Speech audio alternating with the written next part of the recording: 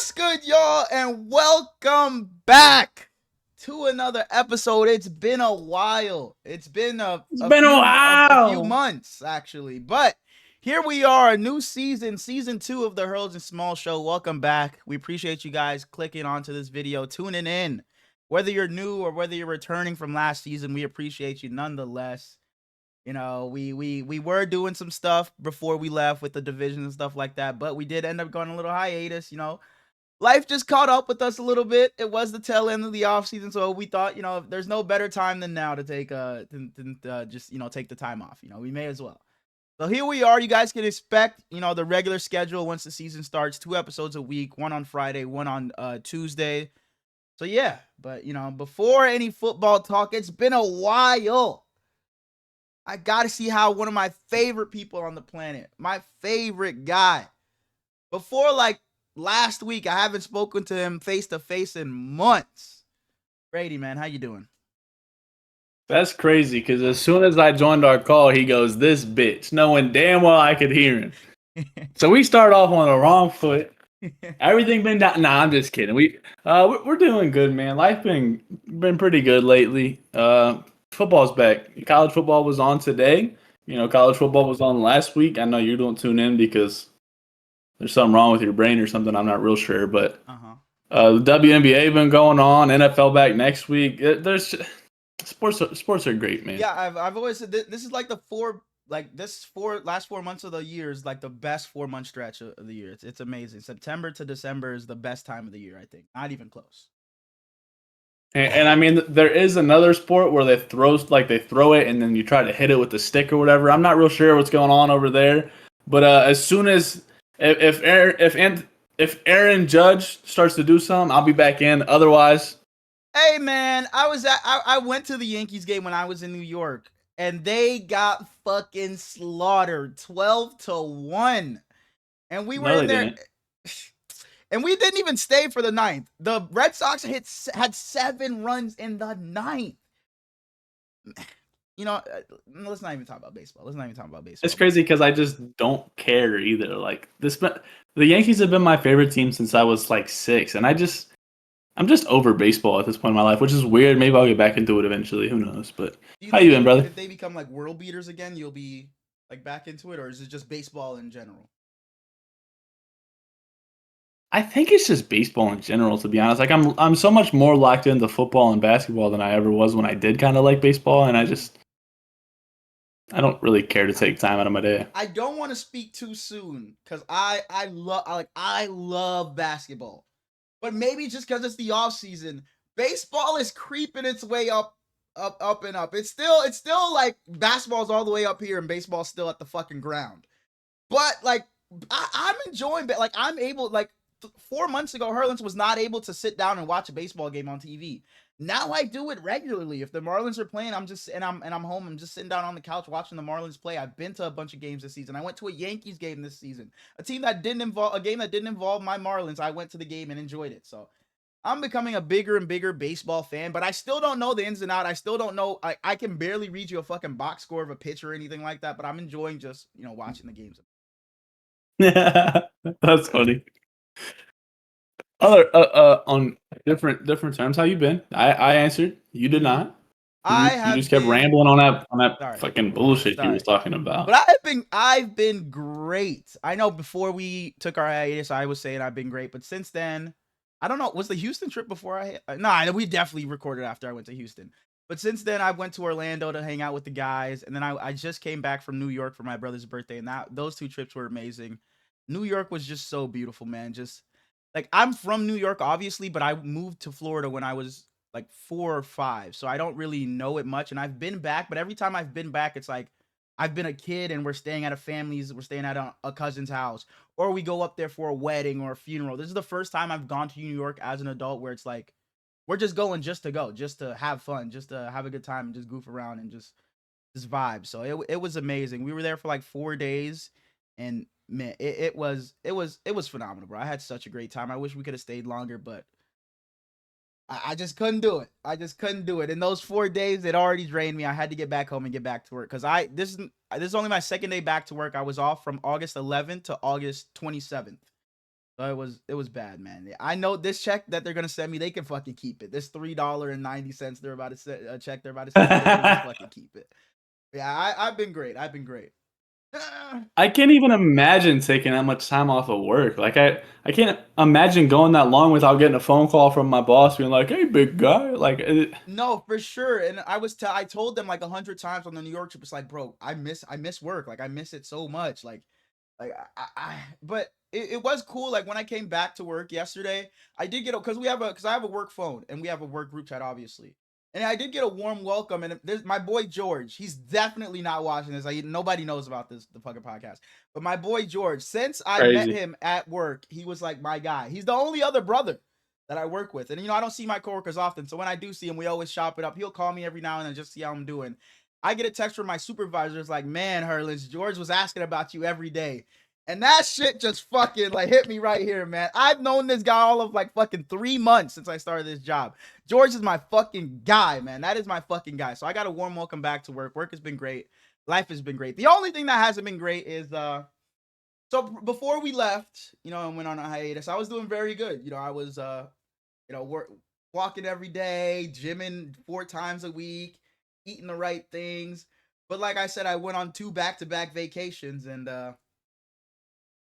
just know we're trending the wrong way right now. But yesterday, me and Brady were in Discord and we agreed, or we shook on it, that I would be under 200 by, what did we say, October 15th. 214, and that's crazy. I know it's crazy because last time we talked, I was like fucking 204 or something like that. Just on the cusp of being under 200, and I'm here the fuck I am. So I promise you, guarantee, I will be. Oh no, he did the Charles guarantee. I will be under 200 by October 15th. The fuck? But it's a new season. With the new season comes, some new what's the word I'm looking for? New predictions? New segments. Segments. We have some new things coming this season. Not yet, but we have some new things coming this season. Be on the lookout for that.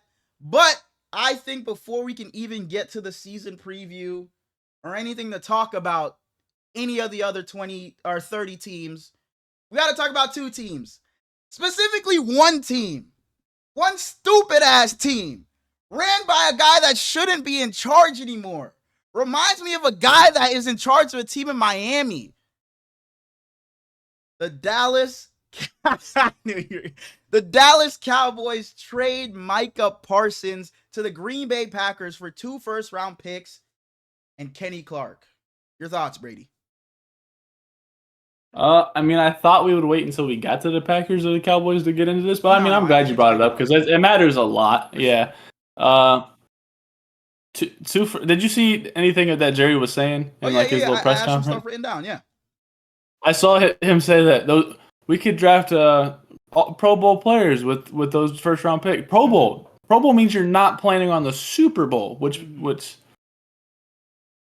Micah Parsons, a little bit of a spoiler alert, can definitely win Defensive Player of the Year this year. Mm-hmm. And you're treating him like he's a box of scraps. Mm-hmm. I just don't understand it. And a diehard Cowboy fan, a guy that wants to be there, a guy that tried to take a pay cut to sign early, and you're just too damn stubborn to do so. And your team is going to suffer heavily because of it. Mm-hmm. And you have Dak, who's not getting any younger. He's had injuries up to this point.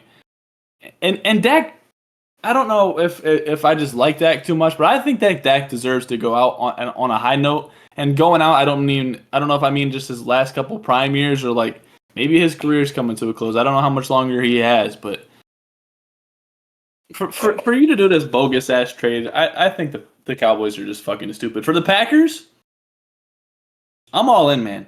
Their offense is already very good. Yeah. Their secondary was one of the best in football last year. And we're adding Micah Parsons for 2 first-round picks. Like, I thought a Micah Parsons trade would be fucking 3 first-rounders, 2/3, a fucking 6, like a bunch of 2 first-round picks that are probably going to be in the late 20s, and Kenny Clark. Was there not a bidding war? How is this all they got? What the fuck? Because you're giving him to one of your bigger rivals. Like, what the fucking Packers? The Buffalo Bills have to be sick to their fucking stomach. If there was another team that I wanted to see him go to, it was the Bills. I think the Bills should have been all in on Micah Parsons. The Bills are good. They got Joey. I think the Bills should have been all in on Micah Parsons. And if all it took was 2 first-round picks, Jerry must have just been on some shit that fucking Nico, what's his face? The Mavericks guy. He just wanted to send him to his fucking buddy at the fucking Packers. Like, what was going on? There's no way a team couldn't have outbid 2 first-round picks and Kenny Clark. The Niners, not that I didn't want us to get him, but it just made no sense to get him. But it's like, shit, if he was only going for 2 first, I mean, yeah, we got to give him $47 million, but god damn it, everybody else can go. Like, how does he only go for 2 first? I literally thought this was going to be a package that we've never seen before. A quarterback type package, but 2 first? You talked about the Jerry Jones quotes. I have some quotes written down that just kind of mind boggled me a little bit. We can win in our minds more than had we gone the other route and signed him. So in other words, Jerry Jones think they have a better chance of winning without him than they do with him. You know, I disagree, but, you know. We gained a Pro Bowl player in an area that we had concerns in. You also lose the best player. That doesn't make any sense. I have one more quote. This gives us a chance to be a better team than we've had the last several years. Man, we've talked about it for as long as we've done this show, that Jerry Jones just has to step down and just give it up because he's doing a terrible job. And I think this is the nail in the coffin. I don't know if you remember, going back to last season, I said there's no way the Cowboys could keep all 3 of Dak, CD, and Micah. It would just be way too expensive. But I said the one person that they're definitely going to keep is Micah Parsons, and he's the odd man out. It just makes no sense to me that you trade maybe the best defensive player in the NFL. That's only 26. Hasn't gotten a second contract yet. Has had 12-plus sacks every single year of his career. Has been a Pro Bowler every single year of his career. Is a 3-time All-Pro, and you just trade him for it's terrible management. The Cowboys have always been the laughingstock, but it's because the Cowboys just go out in a funny way. They always just go out in a goofy way. Now they're the laughingstock because they're just being poorly ran, and you're trading away superstar talent. And this just isn't a trade you make when you have a quarterback that's making $60 million a year. What are your plans now? What are your plans now? You have the highest paid quarterback in the league that's 30, and you trade away maybe the best defensive player in the league. It just doesn't make any sense. Does not make any sense at all. I saw something that said that I think this is the first time in NFL history that 2 players on one roster have combined for $100 million. So that's kind of fun. Between Jordan Love and Micah Parsons now. Cool. Whether that should be the case, I who knows, but one last thing, sorry to cut you off. Parsons says, and this was confirmed by Jerry Jones, Parsons says he and his team went to the Cowboys about an extension with empathy when the trade interest was leaked. The Cowboys' response, play on the 5th year or leave. Confirmed by Jerry Jones. That is fucking disgusting. That is disgusting. My goodness, man. He just needs to get shipped to Punta Cana with Pat Riley and let them have the time of their lives out there doing whoever knows what. But you should be able to force owners out at this point because Micah Parsons should not be on a different Cowboy team. Fans, man. And we were both sneakily high on the Cowboys. Not that they were going to be some contenders or win the Super Bowl, but that they would be better than a lot of people thought. Maybe they can win 10 games, be the second best team in that division. And now you trade away Micah Parsons. Yeah, your offense is still going to be fun, but you're going to be the fucking Bengals of last year. You're going to have to put up 50 points to win every single game. Because with Micah Parsons, this defense wasn't very good. Now you lose Micah Parsons, and my goodness, this defense is... Good luck, Dak Prescott. Good luck.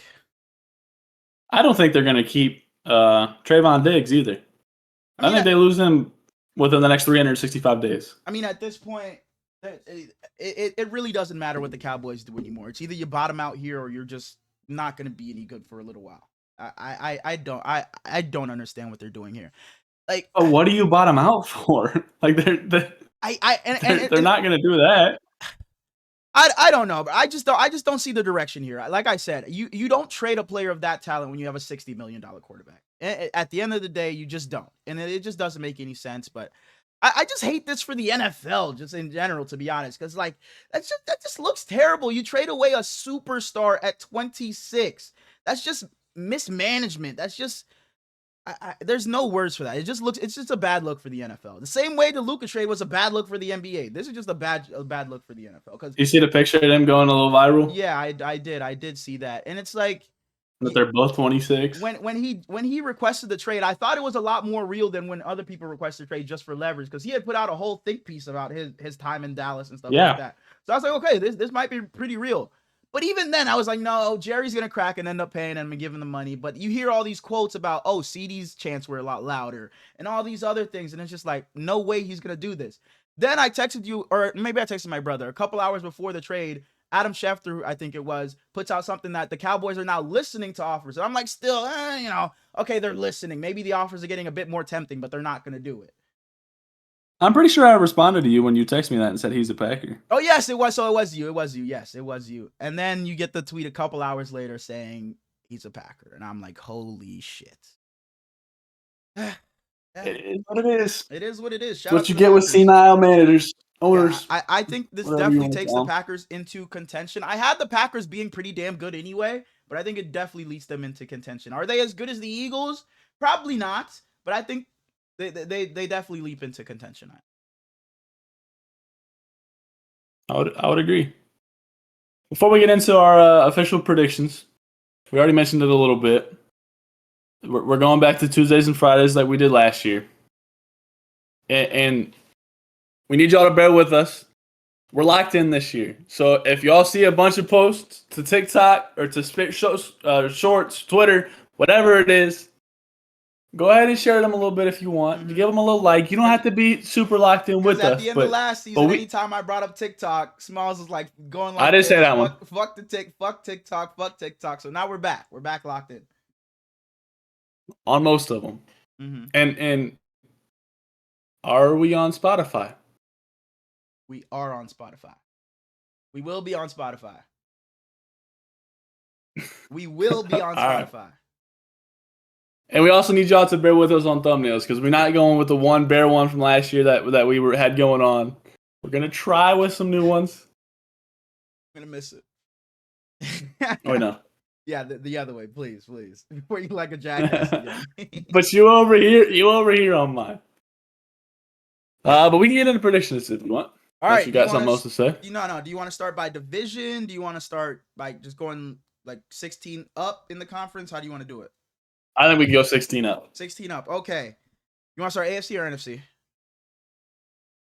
We'll start with the AFC. It's on the left side of my paper.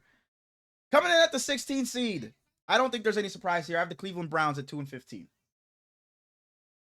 But let me say this before the Browns go fucking 11 and whatever like the Vikings did last year. The records are just a placeholder for where I think they will be. It's not so much what I think their record will be, because I got so much flack from this guy last season for my Vikings pick, even though it still was bad because I thought they would be at the bottom and they were damn near at the fucking top. And also the way we did it on the fucking record predictor site, you're just picking games week by week. You forget what you did last week. So it's like, shit, I look up and damn, this team's 7-0, this team's 0-7. So you don't really know. You don't really know. But yeah, I had them 2-15. All I'm gonna say is the Vikings better not be down there again. No, they're not down there. They're not down there. At 16, I have the Indianapolis Colts at 2-15. And I asked you maybe it's some bias against them. Yep. Because I think starting Daniel Jones over Anthony Richardson is fucking stupid. I think that the fact that Jonathan Taylor isn't a captain is fucking stupid. Michael Pittman isn't a captain. What? Daniel Jones is a captain. Not just a starter. A captain over Jonathan Taylor.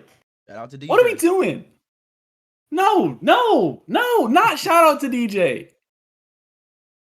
The Colts, same shit with the Colts. Blow the fucking thing up. I hate that organization so much.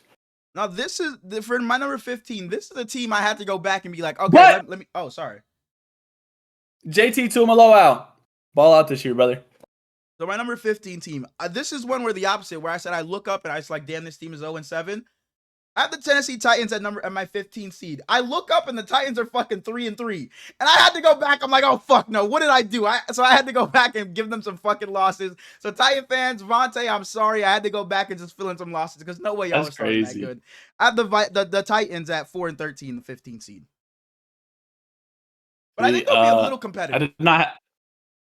I didn't have y'all that low. I wouldn't do that to you. At the 15 seed, I had the Cleveland Browns at 3-14. Fair. I think that Joe Flacco is going to start until about week 9 when they realize their season's over. They'll probably throw Gabriel out there just because quarterbacks are going to start. He looked better in preseason. Eventually, yeah. It's just a shit show. And with Judkins having his issues with off the field stuff, Dylan Sampson might start the season for them. Who knows? If that's the case, then he's a steal for fantasy football. It could be Jerome Ford. They just picked up Raheem Sanders, my favorite undrafted player in this entire class. I don't know if you remember me talking about him before, but out of South Carolina, I love the guy. He's big as hell, and his nickname's Rocket because he's fast as fuck. All right. Defense should be cool, but Myles Garrett, this isn't what we came back for. Not at all. Not at all, Myles. I know you wanted the bag, but damn, you could have got the bag somewhere else. You see Micah. But number 14, I want Denzel Ward to get traded so bad. He deserves so much better. So bad. Number 14, you talked about them a little bit earlier. I have the Indianapolis Colts at also 4-13. You talked about it with DJ starting. It just doesn't make any sense. This is also just malpractice by this team. You just give up on your young quarterback to go with Daniel Jones. It's just, we've said it enough. It just doesn't make any sense. The Colts, for the past couple of years, they've been my team where it's like, I'm not rooting for them, but I'm rooting for them. They're not my team, but they're my team. I'm rooting for the Colts. But now I'm giving it. And bro, Shane Steichen's first year there with Gardner Minshew was beautiful. They're one game, literally the last game of the season away from making the playoffs. And they just got unlucky that Stroud was better, but they had a hell of a season, and it's only been downhill. And not just like on the field, but like everything around the Colts name now is just negative. Negative. Yeah. Hate it. And that was your 14? Yeah. My 14, and I kind of hope this isn't the case, because if it is, I think the coach will probably get fired. At 4-13, I have the Miami Dolphins. Whoa. I don't have them too far away, but I have them with more wins than four. But I like, this is another team where I looked up and I was like, holy shit, they're pretty bad. But I think towards the end of the year, I gave them a couple more wins. But yeah, I don't blame you. You trade away Jalen Ramsey. You trade away Jonnu after his first Pro Bowl season. You have Tua. Hopefully he can stay healthy. I'm not a Tyreek Hill fan. Jalen Waddle had a bad year last year. Devon Achane doesn't stay healthy. I like Ali Gordon a lot. I think that was a good pick out of. Don't tell me. Starts with a T? Not even close. Out of Oklahoma State. But I just think this team's going to be very, very dirty. Yeah, like I said. And in a division that I like all three teams a whole lot better than them, between, I don't know how good the Jets can be. I don't know how good the Patriots can be. But the Bills are going to smack the shit out of them, and I hope the other two teams do that as well. My number 13, I thought you were going to say mine, because you're like, you think the coach may get fired if they're this bad. Dark, I'm sorry. I have the Steelers at my number 13 seed going 6-11. I don't like the Steelers, and I know I people have been saying for forever now, this is the year where the Steelers go under 500. This is the year. But mark my words, this is the year. And I'm not a huge Aaron Rodgers hater like everybody else. I don't think he was as bad as a lot of people said. But man, I just don't think this team is going to be very good. Like, you trade away Micah Fitzpatrick for Jalen Ramsey. I think that's a downgrade, especially since they're not the same position. You trade away George on a Pro Bowl level safety. You trade away George Pickens for DK Metcalf. So now it's just DK Metcalf. You have Calvin Austin. Let Najee walk. You let Najee walk, which I'm glad you did. I'm not the biggest fan of Jalen Warren. I think Caleb Johnson's gonna be good for him. I just don't like this team and the makeup of this team. I've been saying for the past year the Steelers just should just go in the other direction and blow it up. But I think this is their year to take a step towards that, because Aaron Rodgers said this is his final year probably. So I think Aaron Rodgers retires at the end of this year, and then they go on the search for a new quarterback in the draft, and I think that's when they start their official rebuild. I think this is a year in a step in the right direction for the Pittsburgh Steelers, but 6-11 is what I got for this. You got them at 13. I got them at 12. Also at 6-11. Mm-hmm. We can keep going about him. Cam Hayward, he wants his contract. He's not getting it. He's sitting out right now. Aaron Rodgers is laughing at him for sitting out right now. I saw that. As I said, I think Caleb Johnson could be good for them, but DK being your only real receiver when the Seahawks pretty much threw him away just because they didn't think he was good enough. And then you pay him. And then you overpay the shit out of him to make him. He's top 5 and receivers. I've been seeing people say he ruined the wide receiver market, because now it's like everybody wants at least $32 million because that's what DK got. Yeah. It is disgusting, and they got the unction going on over there. They're like fake going all in because they think they have a chance. But I mean, I like Jalen Ramsey a lot. Team has to, like, the players themselves have to be wanting to go in because they're all old. Like you said, they're all old. So Cam Hayward wants to win. Aaron Rodgers wants to win. TJ Watt is coming off a hit in his standard a down year. So we'll see what the Steelers are, but I just don't think they'll be very good. I think they'll be competitive in division. Was that? I said injury riddled year. I hope he can stay healthy this year. But yeah, I just don't think the Steelers will be very good. This is the year.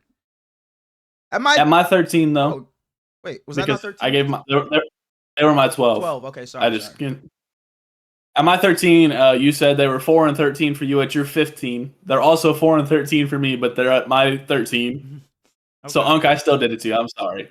Like, I got the Titans. They just happen to be higher in the standings, but they're the same fucking record. But at mine, Cam Ward being a captain. Oh, sorry.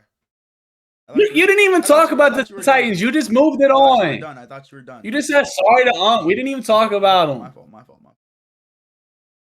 Cam Ward being a captain, I think he's going to be phenomenal for them. Tony Pollard, also captain. He was great last year. I think he can once again have a pretty good season. Tyjae Spears getting hurt early scared me. I thought that he would take some snaps, but it looks like it might be Khalil Mullings, linebacker from Michigan that transferred to, or that not transferred, but transitioned to a running back. Kind of a cool story. I like the receiver room. You got Calvin Ridley outside. You got a couple old guys over there, but then you have like Alec Ayomaner, or how the fuck you say his name. You got Shamir DK. You got a lot of young guys going on over there. So ride the youth, continue to get younger. See what happens. Go ahead, talk about your 12. At my number 12, you talked about them a bit earlier. I don't think they're going to be as bad as 4 wins, but I have the Miami Dolphins here at 7-10. We've talked about it last year too. I just don't like the Dolphins. The Dolphins don't win games late. They don't win games that matter. They don't win games against good teams. Tua just can't seem to beat the good teams. We don't know what's going on with Tyreek Hill. At the end of last season, he said he didn't want to be here. He's still there. Who knows what's going on with that situation? Mike McDaniel seems like he can't beat a good team. Can't scheme up against a good team. When he doesn't have Tua, seems like he can't simplify things. He just can't put together something for. I know Tyler Huntley isn't amazing, but he just seems like he just can't put together something to make him look competent if it's not Tua. Tua has his limitations, obviously. I just don't like the Dolphins team in general. I think they get better by adding Minka instead of Jalen Ramsey. I like that, but I'm just not a fan of the Dolphins, and being in that division, they never beat the Bills. Josh Allen fucking owns them.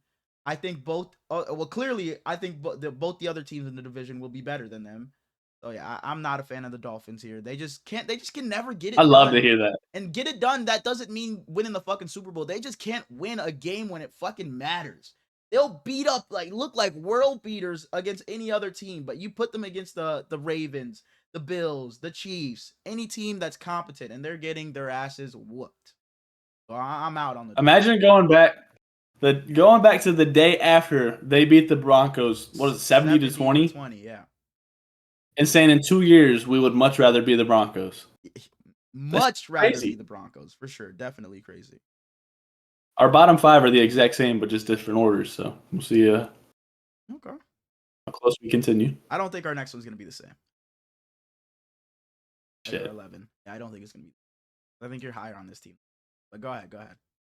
You're 12. At number 11. Oh, you gave because you. I gave 12. It was the Steelers. At number 11, at 7-10, I wanted so badly to put them higher. Okay, you did it. You did it. I didn't do it. I think you're thinking of the Jets. Okay, I was. Shit. I was. I'm talking about Geno and them. Oh, that division was so fucking hard. That AFC West, I wanted to, somehow to get every single team into the playoffs. Every single one of them. But That's I so could good. not. They're It's so good. but I couldn't. But as long as Jacoby comes back, I think, and this isn't like a lot of thought put into it, so I could be wrong, but I think they have my favorite receiver duo in all of football. Between Jacoby Myers and Dante Thornton, I love both of them. I think Dante Thornton's going to be one of the best receivers in football in the next 5 years. He's 6'5", runs a 4.3 40, elite route running, elite hands. Like, love you a big fast guy, man. Love you. I do. Fast guy. I just don't think he has any flaws. And Geno, he played for a team that had potatoes blocking for him last year. It's not too much better this year, but he has other than JSN, he has more weapons. He has Brock Bowers, who's the best tight end in football, maybe other than George Kittle. Thank you. Maybe. He's got Michael Mayer whenever he gets reps. I like Michael Mayer a lot. As I mentioned, the receiver duo tandem, and then Ashton Jincy behind him. You got a completely rebuilt defense. You got the safety from the Seahawks. It does. Diggs. What's the safety? No. He transferred to linebacker this year, and he's on the Raiders. Shit, what is his fucking name? I don't even know if he ended up making it. Jamal Adams. Jamal Adams. Oh yes, I saw him in the preseason lineup in the. No, yeah, he should have went to linebacker years ago. By the way, like years ago. For sure. And during the preseason game, the commentator was like, before if you would have had Jamal Adams playing in the preseason right now, he would have been upset. But now he's taking it all in, and it's just kind of a cool story. He definitely has to. I don't know if he's on the actual roster or not. I'm looking at it real quick. I don't know if he made the team, but I definitely saw that a screenshot of him sitting in the box. Yeah, he's definitely a player that should have went to linebacker a while ago. The Jets got 2 first-round picks for Jamal Adams. Yeah, I forget what was I watching today. I was watching something like a clip on Twitter, and they were talking about some of like the trades for like players that like in terms of the Micah Parsons trade, like a player that hasn't hit their second year contract and have been, or second contract and has been in all pro. It was like Khalil Mack to the to the Bears. It was Jamal Adams. It was Micah Parsons, and there was one more that I can't remember. But yeah, the Seahawks paid a good price for Jamal Adams, and I was pissed because I wanted Jamal Adams to the Niners, but thank God because it just didn't work. He was always just so weird because he wasn't the best in pass coverage. He was just a hard-hitting safety that should have been linebacker, like you said. I can't even fucking find anything talking about if he got waived or released or anything. So I think he's just on a team. That's a good thing, I guess, since it doesn't say he got waived. Yeah. But that was your number 11, right? 11. Yep. Okay, so my number 10. We talked about this team. You didn't give your 11. You just said Jets. Because I checked them off. Yeah, the 11 was my Jets. The Jets, yeah.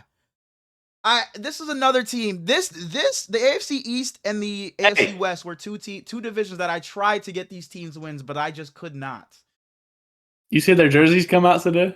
Them bitches are hard. A lot of the jerseys the rivalry jerseys that dropped are heat. Are heat.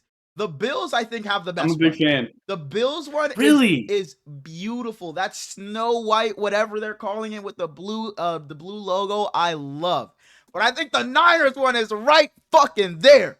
Right there. I love the Niners one. I think the Seahawks one is damn good. The Patriots have a really good one. The Cardinals is just so different. I love that. The like sandstorm or whatever. Wasn't a huge fan of the Rams one. The Dolphins one was okay, I thought. I like the Patriots one too. Yeah, but yeah, the rivalry jerseys were really, really cool. But we're gonna wear them in fucking week 18. We might not even have our starters playing by week 18. Like, that's just garbage. But yeah, the Jets. What did you have the Jets finishing?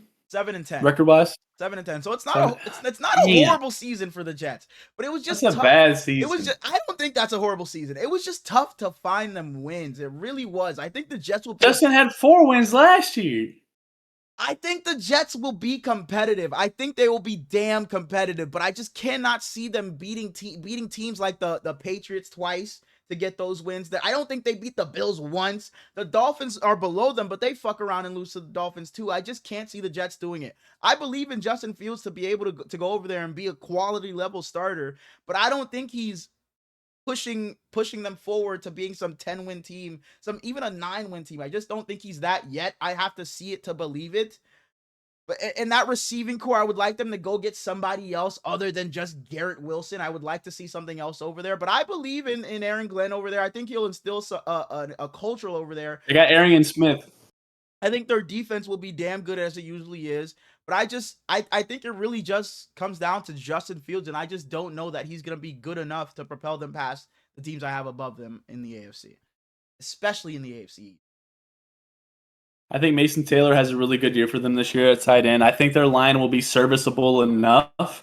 I think Justin Fields is phenomenal, and I think Breece Hall loses his job before the end of the season. I think if they want to be good, Breece Hall has to bounce back. I think if Breece Hall loses his job, if Breece Hall loses his job, I think this is where they go. They're 7-10.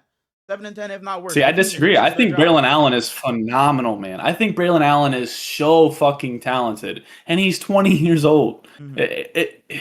He's just so big and so fast. He's one of them running. I have a type at running back too. I like the big fucking fast guys. I guess it's the same as at receiver. Same thing. Yeah. Raheem Sanders, Roshan Johnson, Braylon Allen.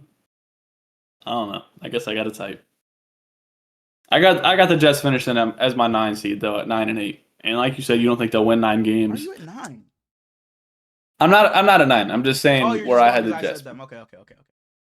So I had them 2 above you. I had them two wins above you. It's not that far of a difference. No, I don't think them finishing 9-8 is crazy at all. I don't know how many games Justin will play. I hope he has a completely healthy season, but if he misses a couple, I'm just hoping he finishes the season above 500. I don't know if it's possible, but that's my hopes.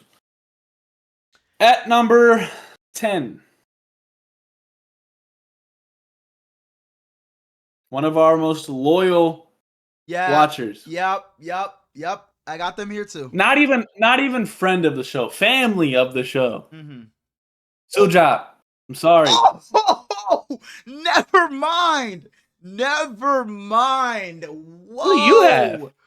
I have the Patriots. You had the Chargers? Here. No, I have the Patriots here. You have the Suge. You're gonna fucking love me. You are going to love me, Suge. But no, go ahead with the Jags. I don't know how many. It's funny because Justin Fields and Trevor Lawrence are kind of in the same situation where it's like, how many more tries do we give this guy? I think it's a bit different because Trevor's been on one. It's for sure. And for sure. But I just mean like the same question can be applied. Yeah. And my bias is so much heavier for Justin than Trevor that I give him more of a leash. Mm-hmm. But like, what is the running back situation going on over there? Is it Travis? Is it Tank? Is it Bashal Tootin? I don't know. We don't know who it's going to be. Brian Thomas Jr. is top 5 in the entire sport at his position. But who's going to play across from him? Is it going to be Travis Hunter on a consistent basis? Is he playing defense more? I think he should play defense more because I think he's more talented over there.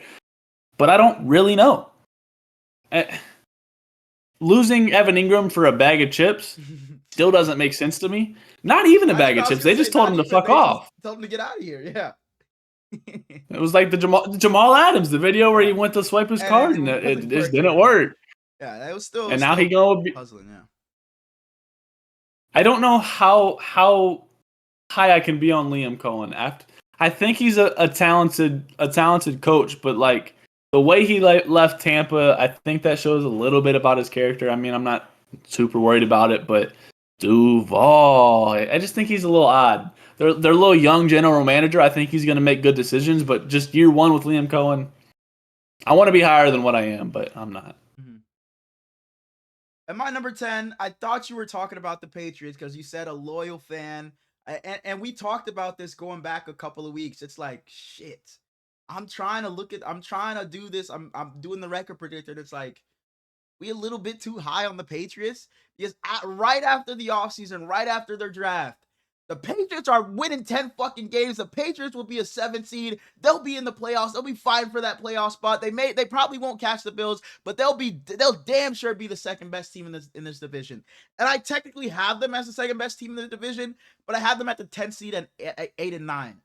When I guess I was just loving their offseason so much that I didn't take into account the rest of the conference. It's like, yeah, the Patriots did all this, but did it bump them above this team?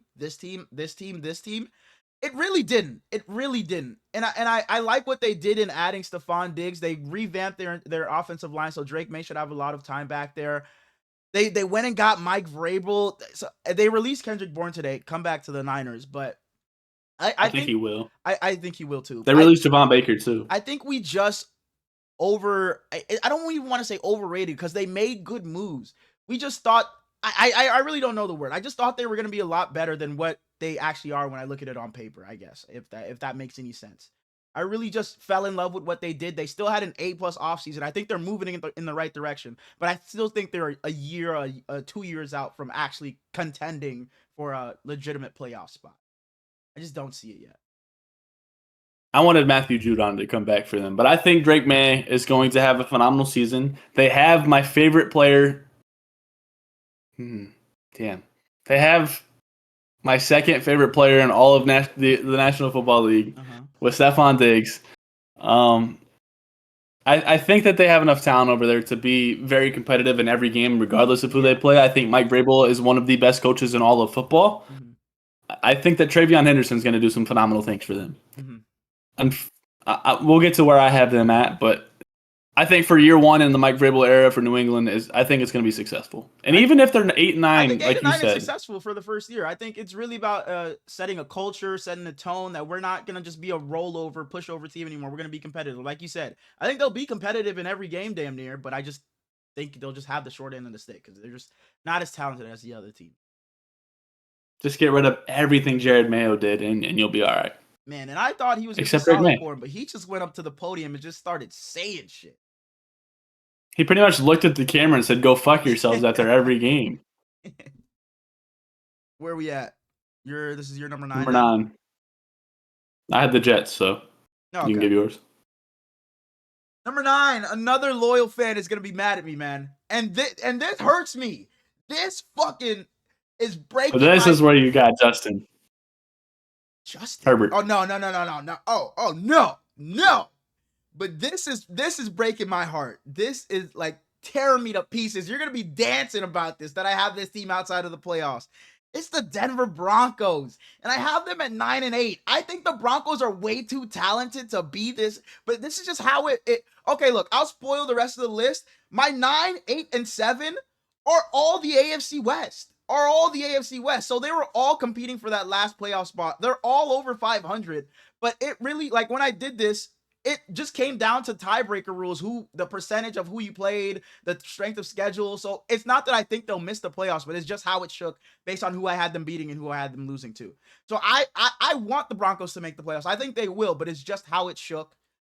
But yeah, Bo Nix, I'm a Bo Nix guy. I think Bo Nix was damn good, especially in that second half of the season. I feel like he just flipped the switch. Early on in the season, he just wasn't setting his feet. He was just looking lost in the pocket, scrambling around for no reason. But then he showed some good mobility. He was running out to actually make a play, looking down the field. That throw, I forget to who it was. It might have been to Marvin Mims, I think, against the Bengals, was it?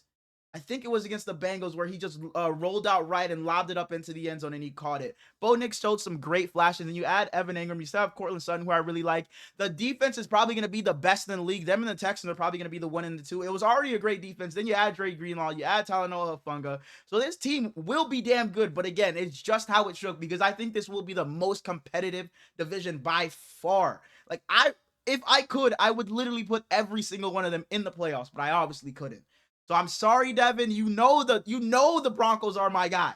Those are my guys. I root for Bo Nix and the Broncos, but I'm sorry. They just didn't get into the playoffs. 9-8 for the Broncos.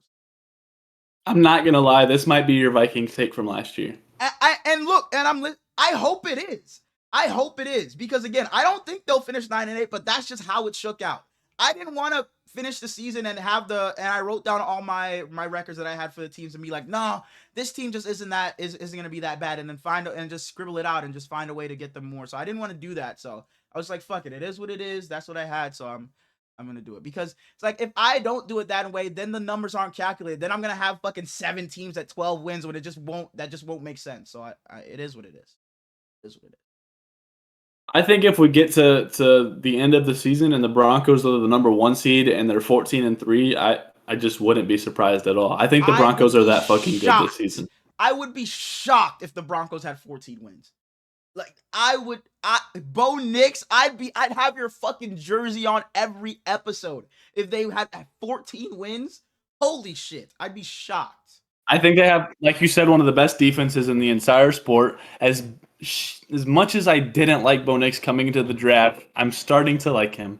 I'm sorry. I don't know about their running back situation. I hope it's not RJ. I hope it's not RJ Harvey to start the season. I think it should be Dobbins, but who knows? I think they're pretty similar skill set. As I already mentioned, Evan Ingram thrown away for a bag of, not thrown away. I think Evan Ingram. He walked out with the chips. Evan Ingram is going to be top 5 tight end this season. Crazy? I don't think so. I love Cortland Sutton. I don't know if Pat Bryant will play much. I don't know what we're looking at with Troy Franklin. I don't know what we're looking at with Marvin Mims. They didn't give away Devon Bailey. They fucking swindled the Saints with that deal. The Saints. Man. Devon Bailey is 27 years old. Did you know that? No, I did not. Old as shit. And got traded for like the same amount as DK. Ugh. Bogus. DK ruined the wide receiver market. Let me not say that. Sorry. At my number 8. You already talked about him.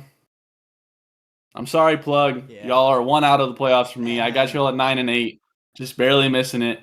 I think the Jets are gonna steal a game from y'all. Probably be the reason that y'all miss it. But if we look back and the Patriots are in the playoffs and either one of the lower seeds aren't, I'm not surprised. I think the Patriots have a chance to be very good. I think the Patriots have a chance to be fucking 4-13, but I don't want to live in a world where that's the case. So I can definitely see both sides of that. My number 8. I think you had them a bit lower down. Yeah, you definitely did mention them, but I said I have my next 3 are the AFC West. I have the Raiders here. You have the Raiders over the Broncos, bro. That's crazy. They're not over the. They're 9-8. They're 9-8. They're 9-8. And I think losing Christian Wilkins is such a big loss because I think if they have him, I think they're a shoo-in to be the second playoff team because we both have the Chiefs in the playoffs. But I think the Raiders are a stamp to be the. Shut your mouth right now. I think the Raiders are stamped to be that second playoff team as Christian Wilkins is still over there. But that was a weird situation and all that going on. So I don't know what's going on over there. But yeah, I think this is just come to Baltimore. A lot of me riding on that Raiders offense and Geno Smith just going over there and being a baller like you talked about it. That offensive line, it was me and you blocking for Geno Smith. And he still got it done. He still got it done. And now you have weapons like Jacoby Myers if he sticks around. You talked about Brock Bowers being the best tight end in the league, and you got Ashton Jeanty. Yeah, bald now. I mean, he may as well have went bald because damn. But I like this Raiders. What does that mean? Who's like a realistic Von Miller? 36-year-old Von Miller, whatever he is right now. Mm-hmm. If me and you double team him, is he still getting through us? He's killing us. He is fucking killing us. Is he getting through us? He's mauling us. Do we have a chance against any starting defensive lineman? No. If we're double teaming any defensive double teaming, they're shoving the both of us to the ground. to the ground. We don't stand a chance. Come on. We wouldn't stand. Come on. I think maybe we'd stand. Well, triple team might just be a bit too much. We might fucking dogpile him, but we can't dogpile Joe. Fucking holding yet, but no double team. He's splitting that. He doesn't. He's just running through us, running right through us. Because how much do you weigh? 190. 190. I'm what 214. We're blocking a 300-pound defensive lineman who's in the gym every fucking day lifting 600 pounds. Von Miller is Von Miller. 240. Von Miller, who's 240, lifting 600 pounds every day. He's destroying us. But yeah, the Raiders, I have at number 8, and I think it's really just based off the offense, like I said, and me believing in Geno Smith. I think he'll be damn good over there, and I think the Raiders are on their way to not being a good team for the next couple of years because I just don't know how long Geno's gonna be decent for, but I think they're set up to be, if they get the heir apparent to Geno, I think they're set up to be a damn good team for a little while. I think they have the makeup of a solid team. Sure. And we are now officially in the playoffs. I said I had the entire AFC West in a row. Here they are at my number 7. The Kansas City. No, I have the Chargers here, and all 3 of the Broncos, Raiders, and Chargers all ended up at 9 and 8 somehow for me, and the Chargers just ended up getting the tiebreaker. Again, if any 3 of those teams got in, I wouldn't be opposed to it. The Chargers I did fall off of a little bit because of Rashawn Slater being out for the season now. So that was a huge hit, and it still does look like it's just gonna be Ladd McConkey and maybe maybe there's a bit more. I'm not a huge fan of the Chargers offense still. I'm not. You may Come on, they got Keenan back. I'm not. Keenan Allen, I'm still not a huge fan of I think it's still going to be a lot of like, we're going to have to rely on the run game, and then if Justin Herbert just pulls out some heroics, he does what he does. But I really think it's going to have to be that defense, and I don't know if they can rely on this run game as well as they did last year, because of Rashawn Slater, like we talked about. But I hope they can. Najee Harris back there. I hope it's not Najee Harris they're relying on. But I just believe in Justin Herbert. You know, he's my favorite quarterback in the league. And Jim Harbaugh is my favorite coach in the league. I just believe in this team and believe in that culture, that they'll still be a competitive team. And at the end of the day, they'll still be competing for the 7th seed. If I had to flip a coin today, I would pick the Broncos to get in over them. But again, this is just how it fell. But I'm just still not a fan of the Chargers offense in general. But I hope to see that change, but I just don't think they did enough to persuade me to think that they're just going to be head and shoulders above everyone else, not name the Chiefs in that. Number 7, I also have the Los Angeles Chargers. You're not a big fan of the receiving game. I like it a whole hell of a lot more than I did last year. It's not going to be that much better, but you drafted Trey Harris. You have Keandre Lambert-Smith now out of. You got no fucking clue because you've never even heard that name. Went to Penn State.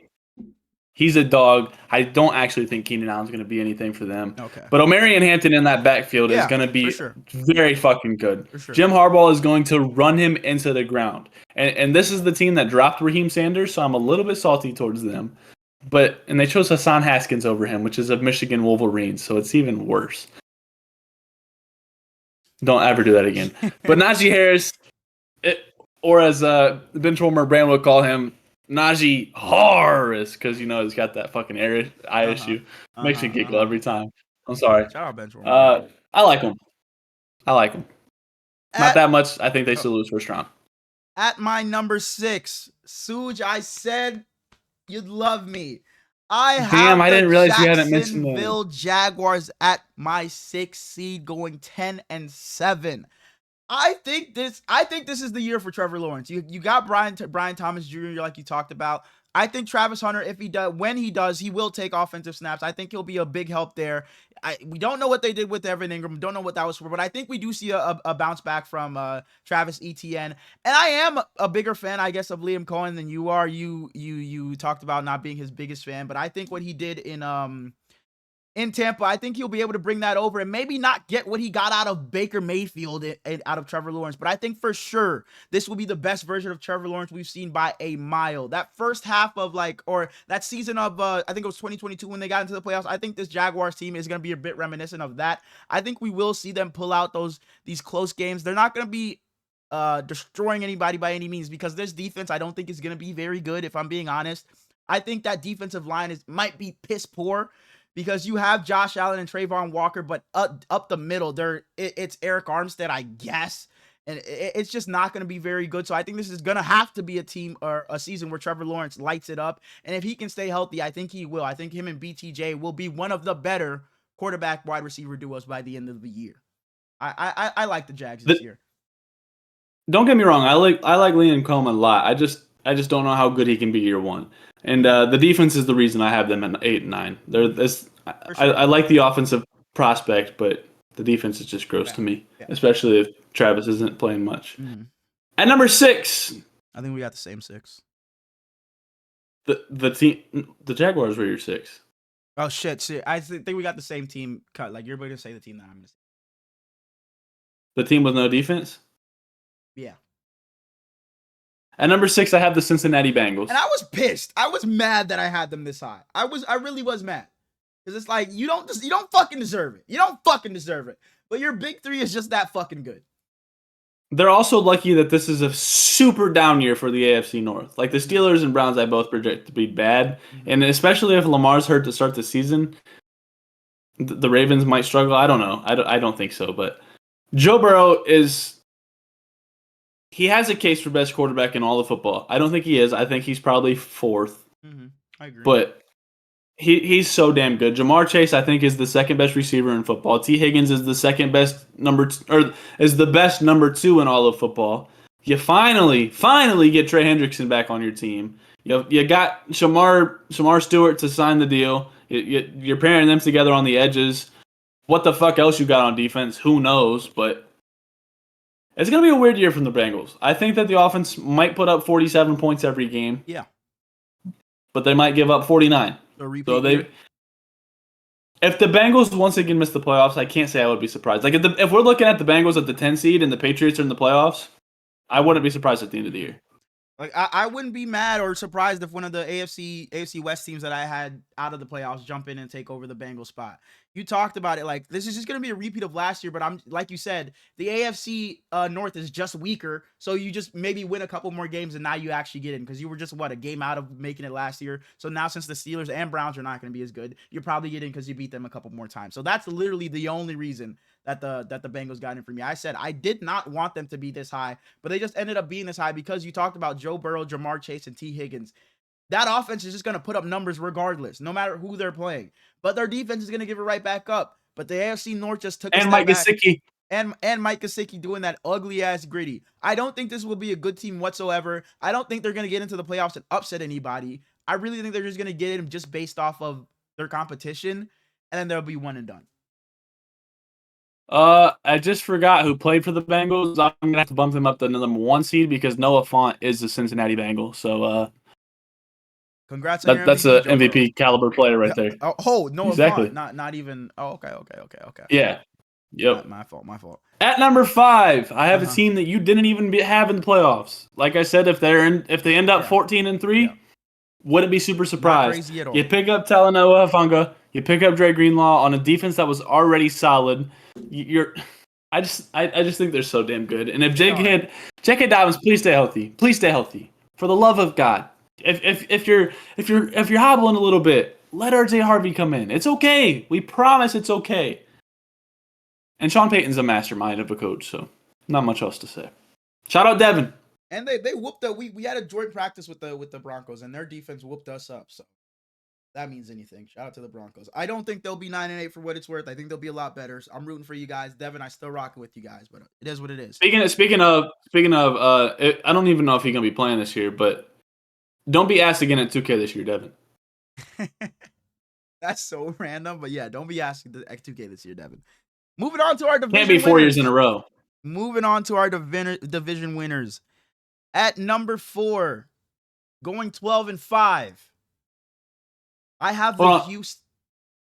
I was gonna say, is it the only team that has a fucking garbage ass division?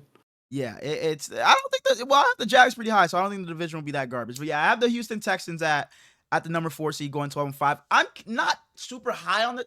I guess I'm high on the Texans. I have them 12-5. I guess I am pretty high on the Texans, and it's really because of that defense. I talked about them when I talked about the Broncos. This has the chance to the quarterback. And the quarterback for sure. I think he bounces back heavy this year. I really think he does. I think this has the potential to be the best defense in the NFL this year by a wide margin. They are stacked on defense. There's names everywhere. CJ Stroud, we talked about him earlier, had a little bit of a sophomore slump last year. I think he reverts back to more, if not better than his rookie season. Not reverting to his rookie season. He's going to be better than his rookie season. I have him as a dark horse MVP candidate. I really think CJ Stroud comes into the season and balls out. And I think the Texans, yeah, they're only 2 games better than the Jags in this record prediction, but I think they're going to be head and shoulders above everyone else in that division. And I think they're going to be a clear-cut contender in the AFC. I really do. I genuinely think they could go 6-0, and I wouldn't be. They're about my 4 as well, by the way. I don't know if I mentioned that. Surprised at all. I had them 11-6 overall. You get other guys around Nico Collins to actually relieve him. Mechie got traded to the Eagles for. This is where the bag of chips can come in. They gave him a bag of chips as well. I was surprised when I saw this. Tank Dell out for season, which is sad. But you draft Jalen Noel, you draft Jaden Higgins, you You still have Dalton Schultz over there. You still have Cade Stover. I think Cade Stover made the roster. But Brevin Jordan out for season. That's sad. Yeah, On paper, you have 3 fucking whoopee cushions out there blocking for CJ Stroud. But by training camp and by reports and everything, it seems like they like what they're rocking with. So who knows? Who knows? They traded Kenyon Green for CJ Gardner-Johnson, and then Kenyon Green got dropped. So great trade. I don't know. I'm high on the Texans, but it's kind of also just because their division sucks. At number 3, going 13-4, I have those Baltimore Ravens. I think there's at number 3, going 12-5. I have those Baltimore Ravens. I think the Ravens can fuck around and go 16-1 for all I care. The regular season don't fucking matter for the Ravens. The Ravens are a January team at this point. The regular season does not matter. I wouldn't be surprised if they went some fucking 15-2 or some shit. I really wouldn't. Hey, Kyle Hamilton, steal of a contract. Highest paid safety ever. Steal of a contract. Shout out to Kyle Hamilton. Only a 90 in Madden, by the way, but it is what it is.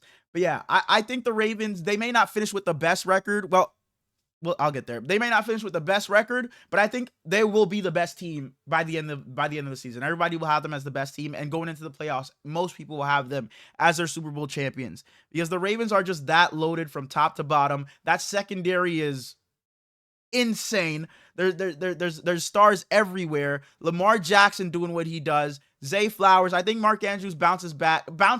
It's not even that he was bad last season. It's just that playoff game against the Bills leaves a sour taste in everyone's mouth. Derrick Henry doing what Derrick Henry does. Rashad Bateman had a pretty underrated season last year. I like the Ravens this year. I mean, I like Derrick Henry being told if he goes for 2,000 yards, he'd be in an Adam Sandler movie. I don't know if you forgot about that. Shouts out to that. But yeah, I think the Ravens will be world beaters. I think they'll be beating up on everybody. And 13-4 might be an understatement for what they'll do this year.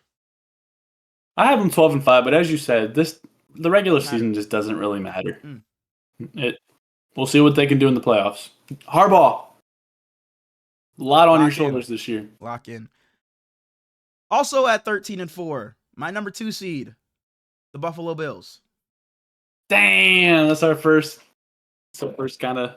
I had the Bills at number 1 at 13-4. I had the Chiefs at number 2 at 13-4. Yeah, my top 3 were 13-4. I had the Chiefs obviously at number 1 at 13-4. Any 3 of these teams are interchangeable. If any of them were number 1, I wouldn't be surprised. It is what it is. But go ahead. These top 3 are all in the same boat. Sure. I guess the Bills and the Ravens specifically, where it's like just we know what you're going to give us in the regular season, especially if your quarterbacks stay healthy. Prove it.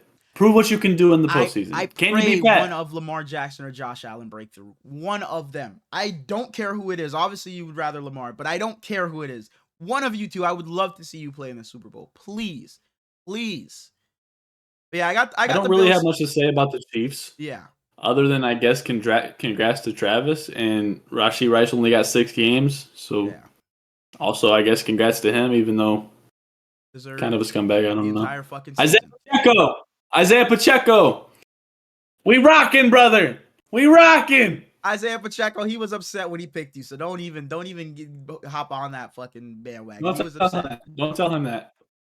But yeah, he watching. Don't tell him that. Oh, speaking of watching, are you and Joe Burrow still locked in this season? Are you guys talking every Wednesday? What's going on with that? I actually haven't talked to him in a while. I should probably give him a call next Wednesday and make sure that we're still good and everything. Seems like that's a no. But yeah, the Buffalo Bills, I think they're just let me not say that. It's gonna sound rude. They're not a product of their division, but their record is boosted by their division. Their division just isn't gonna be very good. They always beat up on the Dolphins. They're always 2-0 against the Dolphins. I think they'll beat the Jets twice. I think the Patriots may be able to steal a game from them, but I think they'll go 5-1, 4-2 at the worst in their division. And I think they're just too talented with Josh Allen. And I'm glad they were able to come to agreements with finally got James Cook on a contract. Yeah, so I think they'll be just fine. And again, with the Ravens, they'll beat the fucking Ravens in the regular season. They'll beat the Chiefs in the regular season. They'll beat whoever in the regular season. But all that matters is January and February for the Buffalo Bills. It's about time you and the Ravens just get it done, please. Because there's nothing to say about you. And they finally have a superstar edge rusher. Huge on Keon Coleman. I love that man. And he's gonna be a steal in my fantasy leagues. I got him in every one so far. You were saying they finally got a superstar edge rusher. Mm-hmm. Yeah. Should have went and got probably like 16 sacks this year minimum. Holy turning back that might not even be turning back the clock. What's his fucking career high? 16? Holy shit. Holy shit. And for those of y'all that don't know, we're talking about Joey Bosa. We're an hour and 5 in, and we've only done one conference. Haven't got it to any awards. His sophomore season, he had 12.5. And that's his most. Dang, why do I feel like Joey Bosa has like a 15 sack season? Dang. 10.5, 12.5, 5.5 in only 7 games. 11.5, 7.5, 10.5. Mm-hmm. And then he went, games played was 5, 9. And then last year he had 14 games, but he only had 5 sacks. Yes. On to the NFC. He would be the best player on your entire defense. To any new viewer that, decided to tune in and watch us, they just clicked off because of that bullshit. They honestly just they clicked off because of that shit. On to the NFC. On to the NFC. You can start since I was starting the AFC. At number 16, this might be my Vikings moment from last year for you. Because I really don't think they're gonna be this low. I have 2 Vikings in this. You're gonna want to fucking fight me for one of them. You're gonna want to beat my ass.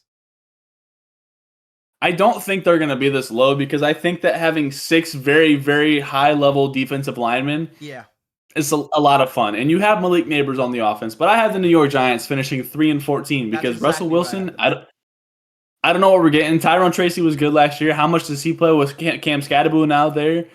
Who's next to Malik Neighbors? We're still going with Wandale. Theo Johnson. And I think this is the last year we see of Brian Dable. I think so too. They weren't my 16th seed; they were my 15th but they also went 3-14. I agree with what you said because it was tough. Because I said in maybe our last episode, the Giants will be competitive because that defensive line it has so many studs on it. They led the league in sacks last year. They got better, much better on the defensive line. So it's just there's no way. But it's like going through their schedule. It was just tough for me to find anything more than 3 wins for them. But at number 16, because I had the Giants at 15. At number 16, I had, you probably guessed it, the New Orleans Saints at 2-15. I had them 3-14 as well. So now you talk about a struggle to win games. To pick games for them to win. It was on some there's just no way they go 0-17. So I'm not going to fucking predict them to win 0 games. Fine, you play the fucking Titans, I'll give you the win there. That's literally what I went about doing for the New Orleans Saints. There is honestly, let me not say nothing. Alvin Kamara, Chris Olave, get rid of them, and there is nothing I like on the New Orleans Saints. Nothing. You're going to say Kool-Aid. That's kind of harsh. You're going to say Kool-Aid. I like Kool-Aid a lot. I think they made the right decision at quarterback. I would have started Spencer Rattler, but that makes the draft decision at number 40 taking Tyler Shuck even worse. I think he sucks. Maybe not sucks, but there was no reason to draft him. I love Devin Neal, but I think he's their 3rd running back. They have Kendre Miller. They have Alvin Kamara. You mentioned Chris Olave. They gave a 4th round pick for Devon Vele. Devon Vele. There's just not a lot going on in New Orleans. They gave Jawan Johnson that big contract extension last year that didn't make any sense. Their defense isn't very good. Kool-Aid's your number 1, and last year I thought he was going to be defensive rookie of the year competitions. He wasn't that. You traded away Marvin Harrison. Marshawn Lattimore. You still have a superstar edge rusher. Shout out Chase Young. But I'm sorry, Frosty. I know you just watched an hour and 10 minutes to hear about your favorite team. I'm not going to have a lot of good things to say about them this year, unless it's like Chris Olave, 125 yards. Shout out my brother. The Saints maybe get week 1 out of me, and after that, it depends on who they're playing. And if I'm watching their Saints game, it's literally not for the Saints. It's like, I know we play this. I think we play the Saints this year. I will only be watching for the Niners. If the fucking Bills play, I'll only be watching for the Bills. It's really just like if you're playing somebody that I have in fantasy football, that's probably when you'll get watched in New Orleans. There's just nothing for me to watch. I can't even say that though, because I like Spencer Rattler a lot. I liked him in South Carolina because I love Shane Beamer. Lenora Sellers is one of my favorite players in all of college football this year. I don't understand the roster construction. They have so much dead cap to be so bad. So bad. So bad. You'd think a team that's bad would have so much cap room. They can go and do whatever they want, but no. This, look, I, fuck it. At my number 14, going, you're going to hate me. You're going to hate me. Going 6-11, I have the Arizona Cardinals. I don't know. I don't think they'll be this bad, but I think it's because of the NFC West.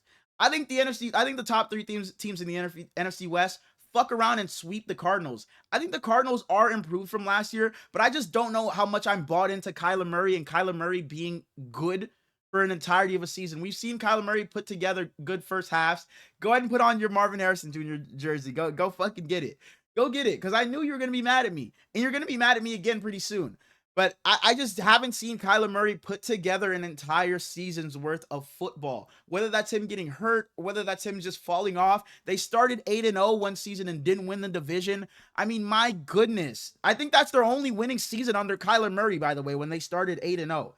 I just don't have much faith in Kyler Murray. Big thanks to D-Hop, by the way. What'd you say? Big thanks to D-Hop, them starting 8-0 that season. I just don't have much faith. Oh, you put on the K1 and Kyler, and I say that Kyler, you're my fantasy quarterback, so I want you to be good. I really do, but I just don't see it. I like the Will Johnson pick. Walter Nolan will be out for a bit, but I think he'll be good for them. You bring back Calais Campbell. I think they're deep. Did you read Will Johnson's Players Tribune article? Phenomenal. Beautiful. I would suggest it. Yeah. But yeah, their defense will be improved, but I just don't think this team will just has the talent to compete with the teams in their division, let alone the teams in the conference. So I'm sorry, not Carolina, Arizona Cardinals. It had to be somebody, and that's somebody. I think you bumped your head thinking that they're worse than the Seattle Seahawks. At number 14, wow. I have a team that made a trade today. The trade today. What? Oh, I think that's disrespectful. I think that's disrespectful to Dak Prescott. I really do. Go ahead. At number 14, at 4-13, I have the Dallas Cowboys. 4-13. Can I ask, because you redid this after the Micah Parsons trade, what was the record prior to the trade? 6-11. Oh, okay. Okay. But damn, 4-13? Wow. I think they have no chance against the Eagles. I wouldn't be surprised if the Giants beat them. I think they're better than the Giants, and I think they have no chance against the Commanders. I absolutely love Dak Prescott. No, I'm frozen. You still hear me? Yeah. I loved him since he got drafted out of Mississippi State. Hell yeah. But I'm a big George fan. I'm a big CD guy. I love Jaden Blue. He has a major lower ankle injury right now, so I don't know how much he'll be playing to start the season. Javonte Williams, Miles Sanders is a weird core at running back. They have Phil Maffa, but it's just with no Micah Parsons, you don't know your status on Trayvon Diggs right now. The defense wasn't great last year, and when Dak didn't play, the offense wasn't good either. So it's like, I just don't. You got a first-year coach in Brian Schottenheimer, and it's not like he's bringing a whole new system. He was there last year. Mm-hmm. I think he's just kind of a Jerry Jones puppet, as much as I hate to say that, because he seems like a good guy. It's just, I don't like the Dallas Cowboys. And this is probably the same situation as the Colts, where it's like, eh. But I guess I'm a little spiteful. No, go ahead, give me your 14. I don't blame you for that. At number 14, I have I feel like there were so many teams in the NFC, or just across the league, where it's like, there's no way I only have you finishing with this little wins. I have the Atlanta Falcons going 6-11. Yeah, and yeah. I wanted to find, because I like Kyle Pitts. I think Bijan Robinson will be the RB1 this year. Like, he'll be the best running back in the league this year, not just fantasy wise or anything. I think Michael Penix will be damn good for them, especially for Kyle Pitts' development. They have Drake London, but I think there's the NFC is just too. it's not even top loaded. Just I think every team in the NFC is just well, obviously not the bottom feeders, but like there's like 10 teams in the NFC that are going to be competitive. And I think the Falcons are just one of the odd men out. They're just not up to par of a Vikings, of a Commanders, of a Seahawks, of a Bears, and those are kind of the bottom teams of that top 10. So I just don't think they'll even be in that echelon of team. But I like what they have over there. Kyle Pitts is back. Kyle Pitts is back. Kyle Pitts is back. Well, I guess not back. I guess he's just finally going to show up because what is back? Back to better than Georgia. Number 13, I have at 6-11 the Seattle Seahawks. I think that as much as I love Sam Darnold, if anybody that watches this podcast knows I love Sam Darnold, you put him back in that Jets lineup where he is throwing to ghosts because the offensive line was so bad. He was just behind an offensive line that was very good. He was with in my opinion, the best quarterback coach in all of football, and Kevin O'Connell. You're going to a Mike McDonald who's a defensive coach. You're going to a bad offensive line. You're going to a JSN-led offensive receiving core, which I love JSN, so it's not anything down on him. But like, Kenny Walker, how good can you be? I like Charbonnet. How good can he be? True. They gave up on dude they drafted in the 6th round, I think, this year, maybe 7th. They already cut him, so I don't really know what was up with that. But I don't know. Nick Eamon-Warry, I love him to death, and I think the defense can be very good. I think the Seahawks defense might be top 5 this year. That's why I just can't have them that low. I think they're going to be damn good. And I think if Sam Darnold is just competent, I think the Seahawks will be a damn good team. I just couldn't have them that low. Could be. I wouldn't be surprised if they're much higher, but I just struggled to find wins. I wouldn't be surprised if they were down there like how you have them. But in my number, the NFC. Sorry, one more interruption. The NFC is so much harder than me than the AFC to because you figure know out who the class of the AFC is. The NFC, it's like the Eagles, and then everybody else can be anywhere. I really don't know. But exactly. My number 12, we're at right. 13. The Carolina. I said the Saints. I said the Giants. I said the Falcons. I said the Cardinals. I'm at 12. Okay. Sure. My number 12. The Carolina Panthers. Going 7-10. And this was a team that I didn't think they'd win more than this, but it's just like, dang. Coming off of last season, it's like, shit, I thought this team fuck around be fighting for a playoff spot. But they're really not going to be. But I think what we saw last season, we saw Bryce Young after he got benched and came back in for Andy Dalton. We saw what he was able to do. I think this team will be much improved. Their record may not show it. Yes, 7-10 isn't the greatest, but I think if you just watch their games, I think they will show it. I think Bryce Young will be I think he'll be good this year. I think he'll put together a complete good. Say it. Damn good. He'll be damn good. And I think 7-10. And I wouldn't be surprised if the Panthers shit. And actually, I would be surprised if they were any higher, to be honest. Because they're not going to pass the Bucks. I already have them as the second best team in this division. So I think this is really where they cap out at, to be honest. You trade Adam Thielen a couple days ago, which you were happy about. He's back on your Vikings. But I just don't see them being any better. You got a 4th for him. I think they're capped out here. I really just don't see them competing with anybody else. I think they can be the second best team in this division, which I think they are. But I just don't see them. Just realistically, if I'm being realistic here, not optimistic, not thinking their best case scenario, or not even best case scenario, not thinking like wishful thinking, like maybe Bryce Young takes this crazy leap. I think this is where they cap out at. 7-10, I really think is where the Panthers will be. I just can't see them finishing any higher than that. A little bit wrong. I don't have them in the playoffs, obviously, because they're not a playoff team. But I can't wait to watch this offense, man. Bryce Young is going to be fucking phenomenal this year. I don't care what anybody says. Not. Sorry. His name not Ted. He doesn't like that, right? He doesn't like that. He don't like that. He don't like that. Ted Aroa. Are you a T-Mac guy? You can call. I'm not a T-Mac guy. I like to call him Nalo. I'm not either. Nalo might have 600 targets this year. I think Chuba and Rico will be a good RB tandem. Jimmy Horn will be fun if he's returning punts. If he gets some, I don't think he gets much receiver work. But Jalen Coker is going to be great, and Xavier Legette is with Glorilla, so he has to be good. He's with Glorilla? They're together? I don't know. She wrote that song. She got a song called "Type It" with him on the cover, and it's like about him. I know So that song. I didn't I know don't that know. was. I didn't know he was on the cover. Shout out to him.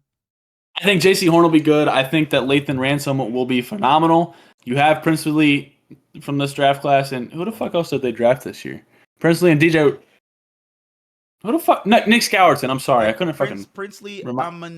It's Princely and Nick Scowerton. I don't remember which one of them it was, but one of them has a fucking collapsed lung already, so probably gonna miss the start of the season. The defense will suck. The offense will be fun. Sounds fucking scary. Like that sounds like some life-threatening shit. That sounds scary. I have the Panthers finishing 9-8 as my 10th seed. Damn, you got the NFC at number 12 fucking stacked. Holy shit! Wait, as your what seed? At number 12, 10. Oh, you just talked about them because I talked about them. Okay. I thought you had them as your 12 being 9-8. I was like, damn. At number 12, a team I don't think should be here. If you put this team in the AFC, I think they're a top 5 seed. But I have them at number 12 because they're in the NFC North. The Chicago Bears got fucked. You might be surprised where I have the Bears. Go ahead. I love Ben Johnson. Mm-hmm. I like DJ Moore. What do you think about Luther changing from 87 to 13 this late? Jersey-wise. I don't like any... I think we were talking about this the other day. I don't like... oh, no, you said 13. I was going to say, the 13 is fine. Anything I think 12 and below on a receiver, I'm not a huge fan of, but I think 13 works. I think 13 works.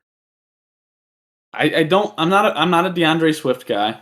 No, they rebuilt their offensive line, so I think it'll be cool. It's the Bears, so their defense is all right. Mm-hmm. I don't know. I think the Bears are a very, very, very talented football team, but they're not the Vikings. They're not the Packers, and they're not the Lions. So I don't know. It appears that you have them in the playoffs. So I'm looking at my standings, like holy shit, this is like my standings are really crazy. They really are crazy. And again, if I didn't do record prediction and just wrote out who I think would be in the playoffs, it'd be completely different. But this is how it shook. So this is how we're going. Fuck it. So number 11. This is where I have the Dallas Cowboys, and this was pre-Micah Parsons trade. I think this is probably where they'll be around even after the Micah Parsons trade because I still think that offense will be damn good. You talk about them getting George Pickens to go along CeeDee Lamb, so it's not just CeeDee Lamb and friends anymore. I love that. I think Dak Prescott comes in and comes back right to ball, and I think Dak Prescott gets so much hate for no reason. Let me not say for no reason. He does come up short sometimes in the playoffs, I will say, make some boneheaded passes, but I think Dak Prescott is a locked in top 10 quarterback. I think Dak Prescott is damn good. He's not. Is he highest paid quarterback worthy? No, but I think he's damn good, and I think he gets way too much hate. I think this offense will be super high powered, and now especially that they traded Micah Parsons, I think they have even more potential to be like the Bengals of last year, where they're putting up 35 points, but goddamn, that defense is giving up 55. So I think this team maybe doesn't finish 8 and 9 like how I have them now. Maybe they're 7 and 10, 6 and 11, but I think this offense will still be super high powered. But they're definitely not a playoff team, I don't think. Especially after this trade, because we were kind of high on them being somewhat competitive, but I just don't see it anymore after you lose Micah Parsons. But I still think this offense will be damn good, but that defense will need some help. My number 11 at 9-8, you already talked about them, so we can just kind of speed past it. But I think Michael Penix is going to have a phenomenal season. I have the Atlanta Falcons at 11, finishing 9-8. I like that. And then, as I said, I have the Panthers at number 10, also at 9-8. So both of those Southern teams. Okay. Now this one, this is the one. When I finished, I was like, there's no way I have this team sitting here. You got the Lions out of the playoffs? Outside of the playoffs at the number 10 seed.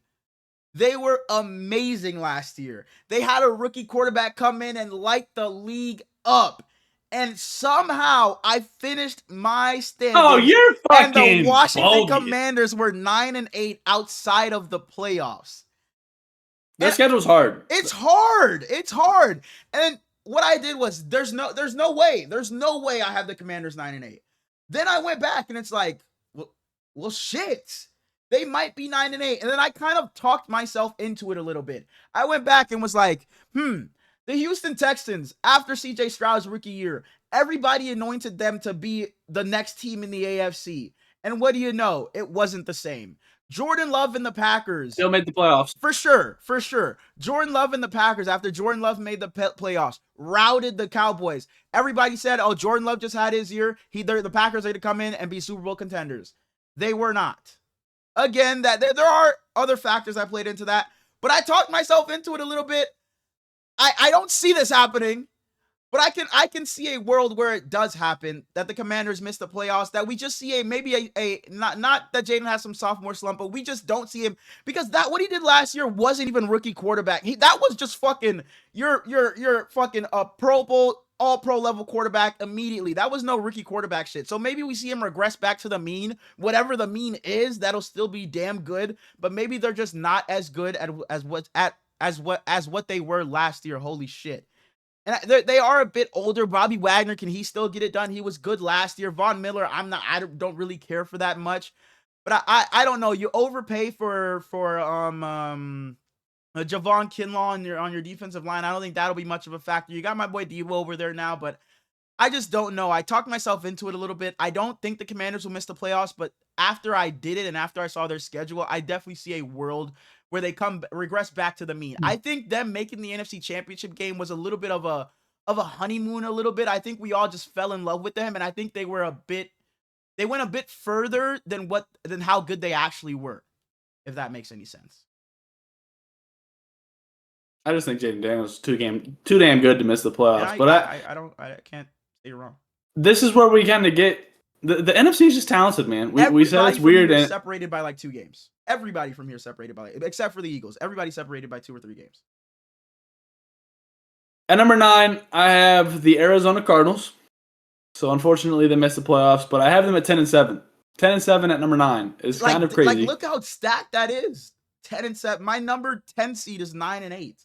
That's insane. Kyler Murray is one of my favorite quarterbacks in all of football. Marvin Harrison is over there. Get him the fucking ball, Kyler.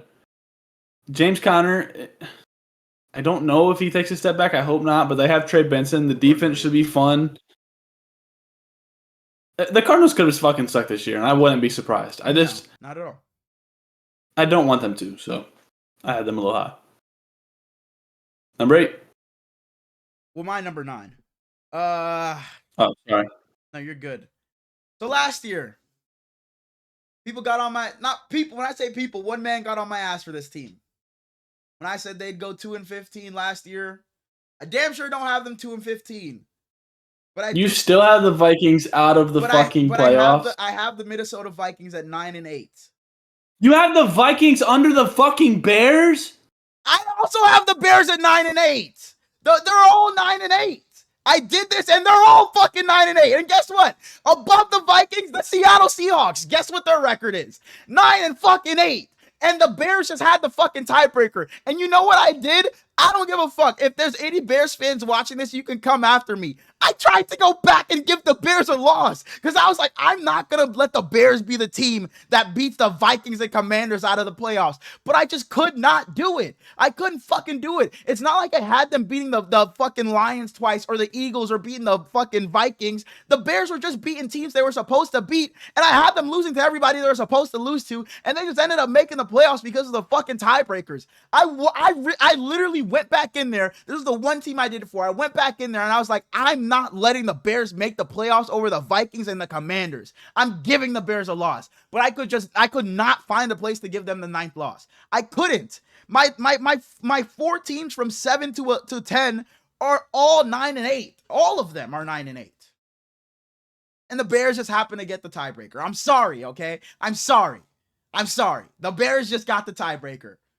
Do I think that'll happen? I don't fucking know. But the Bears got the tiebreaker. Your standings are crazy. They're crazy. I told you my NFC was crazy.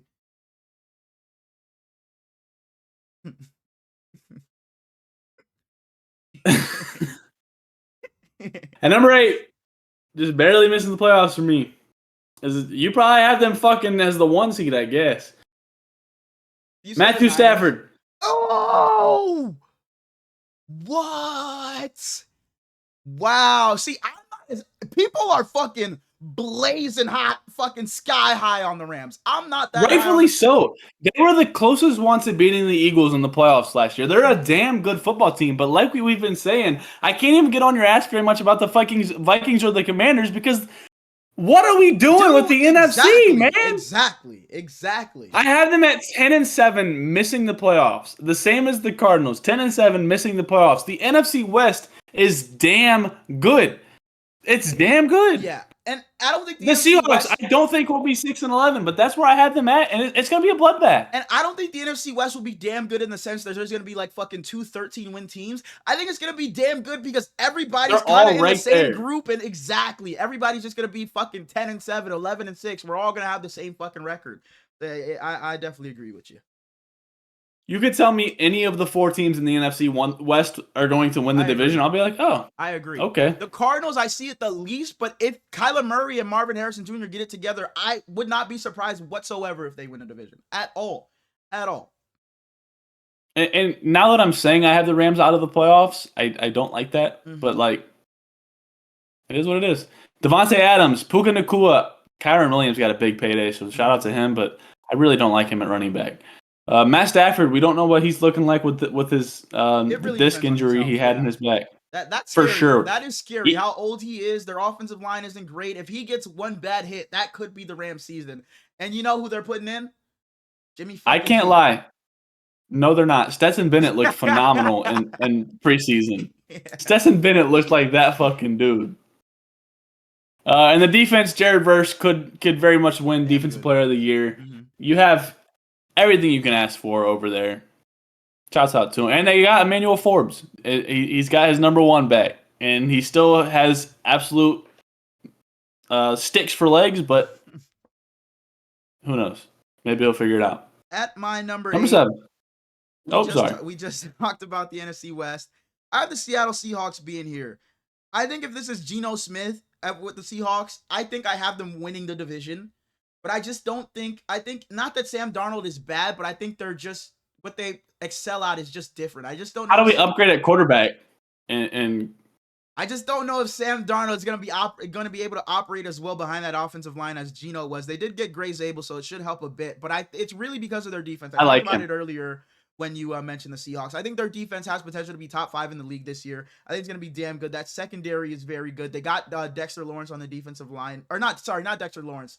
DeMarcus Lawrence, on the defensive line now. So I think the Seahawks will be damn good. And like you said, any one of these teams can win the division, but I think they are the 3rd best team in the division on paper. So yeah, give me the Seahawks to be. Ain't that crazy? I hope the Seahawks and the Packers play each other this year. Both him and Micah are both gone from the Cowboys this year. They was going at each other, and now they're both gone. Fucking Cowboys. It is what it is. Yeah, it is what it is. Number 7 is where I have the little piggies, the Washington Commanders. Jaden Daniels is just too damn good. I hate that they gave away Brian Robinson for literally nothing. We still have Terry McLaurin, and he got paid. Shouts out to him. Mm-hmm. We got a little weak-ass Debo, but I don't know. If Zach Ertz ain't it, I think Ben Sinnott can step up. The defense is one of the weirdest units in all of football. They looked phenomenal last year, but if the Commanders ended up, 7-10, and it's like the defense was really bad, I can't say I would be surprised. Exactly. That's exactly what I was saying. Like if you put a gun to my head, I'd say the Commanders are for sure in the playoffs. But it's like but then I tell you, I wouldn't be surprised, like you said, if they're 7-10, they take a step back. I really wouldn't be surprised at all. I really wouldn't, because I think they just. But I don't. Like, I don't think they were as good as. I don't think they're as good as a team as they showed last year. I think they're somewhere in the middle. They're not a bad team by any stretch of the imagination, but I don't think they're a year in, year out 12-win team as currently constructed. I just don't. I don't think so.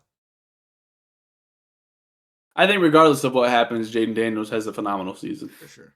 And shout out Bill Krosky-Merritt, maybe. What was the record? You said you had them at 7, but the record 10-7. 10-7. Okay. Number 9, 8, and 7. I all had it 10-7. 9, 8, and 7. Yeah, my 10, 9, 8, and 7 are all 9 and 8. And the team that got into the playoffs at 9 and 8, beating out the other teams. We talked about it a little bit earlier with the Chicago Bears. We talked about it a little bit earlier in the offseason. You came to me talking about that you just didn't know where to place the Bears or weren't too high on the Bears, but I really like the Bears a lot. You revamp that offensive line. You get Drew Dalman from the Falcons. You get Joe Thuney. You revamp that offensive line. You draft Colston Loveland. You get Luther Burden. You already have Roma Dunze. You have DJ Moore over there. I know we're not the biggest fans of DeAndre Swift, but it is what it is. I think Caleb Williams has no excuse to go out there. Yeah, he's only a second-year quarterback, but he has no excuse to go out there and put on some competent tape. I think he will. Good tape out there. I think Caleb's so good. I have him in fantasy, so I think he will be damn good. And their defense, we know what the Bears' defense is. That's always their identity. And now you have a coach in Ben Johnson who's going to instill. You don't really need a defensive-minded coach with the Bears when they're always going to be that defensive team. You need an offensive-minded coach that can finally bring something out of them, because you had Justin Fields, Mr. Trubisky, who weren't really doing much. It was always that defense. They weren't really doing much under center. Now you have Caleb Williams, who I expect to go out there and ball this year. I just cannot see the Bears being fucking 6-11 or 7-10, because they started 4-2 last year, then just went on an insane losing streak, and they're just getting heartbroken every week. I think they had the most one-score losses. I think it was like 9 or some shit like that, crazy last year. But yeah, I got the Bears making the playoffs as the 7th seed at 9-8. I like them a lot. Bear down, but I can't see them being great with the division they're in. At number 6, I thought was a fucking locked-in playoff team, but you had them 2-15 last year. I had the Minnesota Vikings. J.J. McCarthy announced captain today. Shout out to him. Justin Jefferson is the best offensive weapon in all of football. Jordan Addison could get suspended. Who knows? They got Adam Thielen back. Jalen Naylor is dealing with injuries. It's a weird team over there. Adam Thielen. They really needed to. For sure. You have Aaron Jones in the backfield who's saying he feels like he's just now entering his prime. You're losing that job by midseason, I think, Aaron Jones. I think Jordan Mason's going to be damn good over there. If not, I don't know if I agree. Splitting carries at the worst. But I think Jordan Mason may take that job. I think Aaron Jones is one injury away. He may not lose it because of his play, but I think if he gets injured, Jordan Mason I don't think is giving up the job. I really don't. I think Jordan Mason is so fucking good. I'm still pissed we traded him, but it is what it is. And I hate that we lost Cam Bynum in the secondary, but you still have Byron Murphy. I was making sure that I didn't get them mixed up. I think the defense will still be very good. We still have Van Ginkel, who last year when the season started, I was like, who the fuck is Van Ginkel? And by week 3, you were loving him. I still love him. We're going to be great. At my number 6, I talked about you talked about them earlier as well, but it really predicates on their quarterback. But I just think this team is too fucking talented. I think the Rams make the playoffs at 11-6, and they're the 6th seed. If Matthew Stafford stays healthy, there's no way the Rams aren't a double-digit win team. There's just no way. There's so much talent on that offense with Puka and Devontae Adams. Matthew Stafford, if he's healthy. Kyron Williams, we're not the biggest fans of, but he's still serviceable. That defense is young and talented. This Rams team is going to be good for a while if they can find a somebody. It doesn't even have to be a good quarterback after Matthew Stafford. If they can just get a game manager in there, just a serviceable guy, this Rams team will still be good. They will still be good because this team is set up to win. They have such a young defense, and they're so damn good. There's just no way, with Jared Verse potentially winning Defensive Player of the Year this year, who knows? There's just no way I see them outside of the playoffs, and I don't see them under 10 wins if Matthew Stafford stays healthy. But if Matthew Stafford goes down and it's Stetson Bennett or Jimmy G, this could fall off the rails. But I think with a healthy Matthew Stafford, they're easily Super Bowl contenders. But I'm not as high on them as everybody else. Number 5, we already talked about them a little bit because they absolutely swindled the fucking Cowboys. Dude, I had the Green Bay Packers at 11-6. Okay, I had them 12-5. This was before the Micah trade. I think Jordan Love is. They weren't in my playoffs before Micah. Really? Jordan Love is a very good quarterback. You hopefully finally got your receiver 1 in Matthew Golden. I think Romeo Doubs is a dog. You still have Jaden. Take off that fucking number 22 though. That is fucking horrendous. That is so disgusting. Ugly. Disgusting. Jaden Reed, I like. You have Josh Jacobs in the backfield, who's one of the best running backs in all of football. What the fuck's their tight end? Why am I blanking? Tucker Kraft. I was gonna say Tyler Kraft, but yeah, Tucker Kraft. Tucker Kraft was good for them last year. Damn good. The defense should still be good. So yeah. I think really what they Even were before missing on Micah, the defense defense should have been good. an edge rusher, somebody that could get after the quarterback. Because there was a clip on Twitter that I seen where Jalen Hurts was just fucking standing in the pocket and nobody could get any pressure. I forget who posted it. I saw the clip. I think today actually.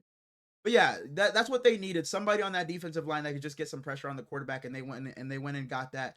So the Packers don't really, not that they're just this perfect team, but there's no glaring like, dang, this is what they really need. Especially if Matthew Golden is the guy for them, I think this team is maybe not ready to. No, fuck it. If Jordan Love just doesn't fucking do that bullshit where he just wants to go and throw 3 interceptions a game, this team is ready to win. I think this team is ready. I don't think he does that because he wants to. I think he's just like, come on. But yeah, I think this team is ready to win. 12-5 for the Packers for me. At number 4, I have a bitch ass, junk ass, garbage ass little football team, quarterbacked by a bum ass little white guy, running backed by a little bum ass white guy, tight end by a little bum ass white guy, wide receiver by a little bum ass white guy. Holy shit! Y'all are Caucasian over there, ain't you? I didn't even. After you said that, like, damn. Yeah. Fred Warner's the best linebacker in football. Nick Bosa, defensive end. Yep. Defensive edge by a little bum ass white guy. Nick Bosa's top 5 at his position. There's no way they have as bad of a season as last year because they were playing with 3 bones intact, and it's just unfortunate. I think they bounced injured back already coming into this season. But would you have us at? I know you receiver for sure.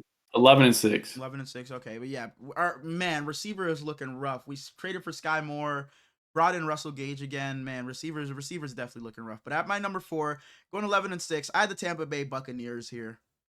I think the Bucks. I had to, when I was doing this, I was like, whoa, let's chill on the Bucks. Are the Bucks about to be your fucking 1 seed? Because it was at a point, I think the Bucks were like fucking 9-2 or something. And I'm like, holy shit. Baker Mayfield's the MVP. But honestly, I wouldn't be fucking surprised. Baker Mayfield is a fucking baller. Baker Mayfield is an absolute baller. And I think the Buccaneers are contenders. I really do think. It feels like the Bucks just play everybody well. Whenever they play the Eagles, they always play the Eagles well. They play the Niners. They played us well last year. If they play a good team, they're just always gonna play them well. Baker Mayfield, big balls ass. He's just not afraid of nothing. From what he was with the fucking Panthers and the Browns to see what he is now, Baker fucking Mayfield is that guy. They drafted Mecca Egbuka. You have Tristan Wirfs and Chris Godwin hurt to start the season. What'd he say? That ain't my problem no more. Who said that? When Baker, when asked him about the Browns quarterback situation? I did. You didn't even see that? I love that. Shout out to you, Baker. They let go of you. You're damn right that ain't your problem no more. The Bucks, I think, are legit contenders, man. I talked about them at nauseum, but yeah, when they get Tristan Wirfs back and Chris Godwin back, I didn't even mention Bucky Irvin, your guy Rachaad White, I guess. Mike Evans still over there, Mr. 1K. I think the Bucks are locked in contenders. They're gonna run away with that division, and I wouldn't be surprised if we see them in the NFC Championship game. I have them 1 above you. I had them at my 30 seed at also 11-6. We flip-flopped, yeah. Okay. Mecca Egbuka gonna be phenomenal. Mike Evans is phenomenal. Rachaad White is phenomenal. Baker Mayfield, we gonna get to it, but he's gonna have a fucking MVP ass season. Can't even say that's crazy. Their division is very much winnable. They play the Saints twice. Like, who are we kidding? That's 1,000 yards for Baker just right there in those 2 games. Who the fuck's stopping him? Come on now. Number 2. No, my number 3. Obviously, I'm not gonna say you talked about them. I got the Niners here. I don't think this is because I have us at 12-5. And I don't think this is because we're the Niners of old, the Niners that were making the Super Bowl. I think if the Niners are contenders, they're like the last or second last team in that category. I'm sorry. I really don't think we're that great of a team. I think our schedule is just such a fucking cakewalk that there's no way we don't win 10 games at least. But I do think Ricky Pearsall has a good season, and I think Brock Purdy has a damn good season. Oh, that's white, dude. And I think our defense, our young defense is going to surprise. I think our defense will be pretty solid. But I don't think we're that great of a team. If we're contenders, like I said, we're one of the bottom 2 contenders. If there's 5 contenders, is Moey Mustafa hurt? Malik Mustafa is hurt because he tore his ACL at the end of the season.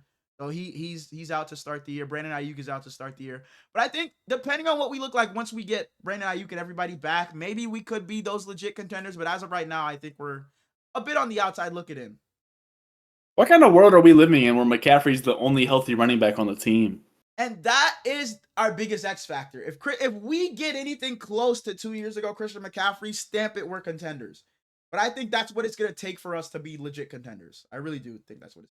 We don't get that version of Christian McCaffrey, I don't think there's a world where we are in the Super Bowl. George, 10 touchdowns, over under. I'm gonna take the under. My brother asked me the other day what his numbers would be. I think he's like 1,075 yards and like 8 touchdowns. And number 2, mm-hmm. Earlier you said the Eagles. It's the Eagles and then everyone else. So I'm guessing you have the Lions at 2. Yeah, I do as well. So we both have Eagles, Lions at 1 and 2. I have the Eagles at 13 and 4, and the Lions at 12 and 5. That is exactly what Same I have, thing? my friend. Yep. The only thing the Lions have to prove is, one, they have 2 new coordinators. Mm-hmm. So Dan Campbell, who are you? And then Jared Goff, can you not throw away the biggest game in the entire season? Yeah, I think it was us that talked about it. Jared Goff was fucking putrid at times. Garbage. Especially in that against the fucking Commanders in the divisionals. He was awful. But when Jared Goff his skill players bad, were still hooping. When Jared Goff is bad, he is like, how the fuck is this guy starting bad? He is fucking putrid. But when he's good, he's 5 touchdowns, no interceptions, 300 yards. He looks amazing. But when he's bad, he's bad. So if Jared Goff can just not give those performances, I think the Lions can be right back to where they have been and just contending in the NFC. And then we got the Eagles at 13 and 4. This the best is another team in case football. with the Ravens and the Bills. The regular season don't matter for them. They're gonna cakewalk through the regular season, and I wouldn't be surprised if they go back. They're too talented. They lost so many. They got the best GM in all of football. Like, bro, they lost so many people in the offseason, but they brought in so much young talent. They had young talent waiting. It doesn't matter. They're still gonna be damn good. They lose Milton Williams, and it's like, It don't fucking matter. Have fun, buddy. It literally don't matter. Jalen Carter's contract is going to be crazy for a defensive tackle. Oh, for sure. For sure. The defensive ends are going to be like Nick Bosa's probably going to ask for a new contract next year. And with fucking Micah Parsons getting $47 million, who knows what that's going to look like? Because holy shit, $47 million. Onto the playoffs. You need playoffs, right? Oh, yep. I was going to ask you the same thing. Yeah. But yeah, wild card. So my teams with the bye were the Chiefs and the Eagles. I think we had the same thing, right? I had the Bills and the Eagles. Oh, Bills and the Eagles. Okay. My 2-7 in the AFC is the Bills versus Chargers. 3-6 is Ravens versus Bengals. 4-5 is Texans Jags. We were very similar. I had the Chiefs versus Chargers, Ravens Bengals, Texans Broncos. Okay, and then I had the Bills beating the Chargers. I have Ravens beating the Bengals, and I have Texans beating the Jags. I have the Broncos upsetting the Texans. I have the Ravens winning against the Bengals, and the Chiefs winning versus the Chargers. Okay, yeah, very similar playoffs. In the NFC, yeah, I said I had the Eagles as the bye. I had the 2 seed Lions versus 7 Bears, 3 Niners versus the 6 Rams, 4 Bucks versus the 5 Packers. I had the Lions over the Bears, the Niners over the Rams, and the Packers over the Bucks. I have Lions versus Commanders, Buccaneers versus the Vikings, and the 49ers versus the Packers. Holy shit. That doesn't make any sense.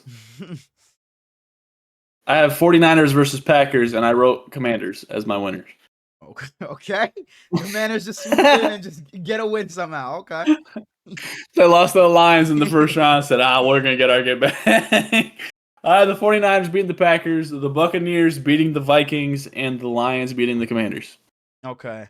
So, yeah, my divisionals were the 2 seed Bills versus the 3 seed. Seeds don't matter anymore. I had Bills versus Ravens, and then Chiefs versus Texans in the AFC.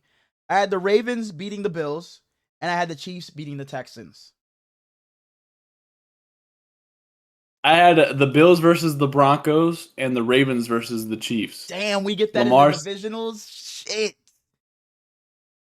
I had Lamar upsetting Patrick Mahomes. Patrick Mahomes doesn't even make it to the conference championship game? Shit. And I had the Bills beating the Broncos. Okay. In the NFC, I had the Lions versus the Niners and the Eagles versus the Packers. I had the Niners beating the Lions and the Eagles beating the Packers. The Niners beating the Lions. Yep. Mm-hmm. I had the Lions versus the Buccaneers and the Eagles versus the Packers. But and I have Lions you versus had the Niners beating the Packers. Did you mess up then? So you had Shit, the Packers yeah. beating the Niners then. No. Yeah. Regardless, they lose to the Eagles. Okay. So my championship weekend slate is the 1 seed Chiefs versus the 3 seed Ravens and the 1 seed Eagles versus the 3 seed Niners. I have the Ravens beating the Chiefs and advancing to the Super Bowl. Before we started recording, I called my brother in, who's a big Ravens fan. I said, Rodney, come here. And I had my sheet of paper. I had my sheet of paper like this. So I was like, Ravens play the Bengals. Ravens win. And I end up getting to the Chiefs. He was like, I already know what you got. I already know, Patrick Mahomes is going to beat us. Then I showed it to him, and then he got hyped. So I do have the Ravens finally pushing through because this team is too talented for me to pick against them. So I got the Ravens beating the Chiefs in the AFC Championship game and advance to the Super Bowl. The pick against them means you have them winning the Super Bowl. I have the Ravens versus the Bills in my conference championship and the Eagles versus the Lions. And I have the Ravens also making the Super Bowl. And I have Jalen Hurts going back. I as well. I have the Eagles beating the Niners in the NFC Championship game and advancing to the Super Bowl. Yeah, so we got the same Super Bowl. We have the Eagles and the Ravens in the Super Bowl. And I already knew you were going to have the Ravens winning the Super Bowl. So we both have the same Super Bowl winners. We both have the Ravens. We both have the Ravens winning the Super Bowl right here. Hey. Ravens, Super Bowl champs. Hey, your handwriting decent. Thank you. But yeah, I think that like we said the entire time, this team is just way too talented for them not to at least make the conference championship game. And I think if they get there, I think this is Lamar's year where he finally says, fuck it, I'm just going to get this shit done. They have the best player in football. I can't say you're wrong. Awards? Super Bowl MVP? Oh, Lamar, yeah. You want to start with MVP or you want to start with Rookie of the Years? I have MVP written down first, so we can start with MVP. Most valuable, start at 3 or start at 1? Start at 3. Most valuable player, my number 3 is Josh Allen. I cheated a little bit. I had Jordan Love / CJ Stroud for my number 3. Jordan Love / CJ Stroud. Okay. That's 4, but okay. Yeah, I know. Sorry. My number 2, as I said earlier, gonna have an MVP-ass season. I like it. I have Baker Mayfield. I have Lamar Jackson at my number 2. I'm sure you have. He's just starting the season injured, so I don't know how great he's going to be. Okay, that's partly why I didn't have him at number 1. My number 1 may surprise you. I think I talked to you about it the other day. His name has been in everyone's mouth this offseason. I think he is coming to play this season. Stop. Don't even fucking say it. Vengeance. Don't even fucking say it. He is always calm, cool, collected at the podium. It's like, what, hey, so-and-so, what do you think about the people? I don't really care. It is what it is. His chain is fucking dancing in the light. I got Jalen Hurts. Crazy. And I think what helps is the narrative around him. All the offseason hoopla that everyone said about him. I think if he plays well this season, I think it'll help and he'll have a nice narrative to win the MVP. Give me Jalen Hurts. My MVP this season is your MVP last season. Did I have Joe Burrow or Josh Allen? Josh Allen. You had Joe Burrow. Oh, okay. So you got Joe Burrow. Oh yeah, you did have the Bengals making the playoffs. Okay. And I picked Josh Allen last year. Just saying. Just saying. Did you? Yeah, because you picked Joe Burrow, and then you're like, I don't want to change it to Josh Allen. But yeah, because you were like, because if you have the Bills that good, Josh Allen has to win the MVP. Yeah. I remember for sure. I remember. All right. So I picked it last year, and I'm gonna pick it again. Mm-hmm. Former Buckeye, Joe Burrow. Shouts out to you. Offensive Player of the Year. Hell yep. I cheated again here. This is the last one I cheated on. Last one I cheated on. At 3, I had CeeDee Lamb / Puka Nacua. At number 3, as I said, I don't know how good Lamar's going to be to start the season. I have Derrick Henry. That's fair. And I think our number 2 will be the same 2 guys. Number 2, I have Jahmyr Gibbs. At number 2, I have Bijan Robinson. Okay, same 2 guys, just different order maybe? Because at number 1, I have Bijan Robinson. At number 1, I have my MVP's number 1 weapon in Jamar Chase. Oh, I was thinking Baker Mayfield for some reason. Okay, Jamar Chase makes sense. Jamar Chase makes sense. Back to back. I don't like Jahmyr Gibbs. Really? Not like I think he's a bum or like anything, this but year, like you're just not as high as on as others, or is it just a this I've year never thing, been or? super high on him. Wow, really? Like I know how talented he is. He's just not like one of my guys. I don't know. And this I saw an interview with him like months ago. He's like, he's gonna be a lot more involved in the pass game in this year. And I think if he's a lot more involved in the passing game, I think the numbers are gonna be there for him to be. He's a fucking dog. He I'm not saying he's not a dog. It's just I don't know. I just never resonated with him. I remember watching that draft with Dark, being like, "What the fuck are the Lions doing taking a running back here?" And boy, Dark and I talk about it every now and then, bro. We were such fucking idiots thinking the Lions are just being jackasses. Defensive player. I remember being big into MMG then, and he was fucking pissed. Bro, I'd be pissed too. Lions, man. I'm like, why the fuck did we bring in David Montgomery just to go and draft fucking Jahmyr Gibbs? I'm like, what are we doing? But best nicknames in football. I've never been a huge fan of the Sonic and Knuckles. I know. I think it's tough. DPOY. I love David Montgomery. Number 3. I said last one I cheated a little bit. I did cheat a little bit on. No, I'm playing. Number 3, I had Kyle Hamilton for Defensive Player of the Year. Damn, I didn't even think about him. Oh, good. At least we have different people. I respect it. At number 3, I have Jared Verse. Number 2, I have Jared Verse. He's so fucking good. So good. And maybe I should have put Kyle Hamilton at 3 and Jared Verse at 2, but like, I want this guy to bounce back so bad. He would have been Defensive Player of the Year last year if he doesn't break his leg. Oh, okay. I have Aiden Hutchinson. I wanted to put Hutch here, but I was like, I got to see it first. I got to see what he looks like week 1 first, and then that's fair. I get it. Number 1, I said this team will probably have the best defense in the league this year. And I think he's the best. I don't know if he's the best player on this defense, but defensive linemen tend to get it more than a cornerback. And that cornerback being Derek Stingley, but I think his teammate in Will Anderson gets Defensive Player of the Year. I love Will Anderson. I still love that trade when they got both of the guys. Well, yeah, him and CJ, yeah. And that was your number 2? That was my number 1. I had Hamilton, Verse, and Will Anderson. At my number 1, I have newly acquired Micah Parsons.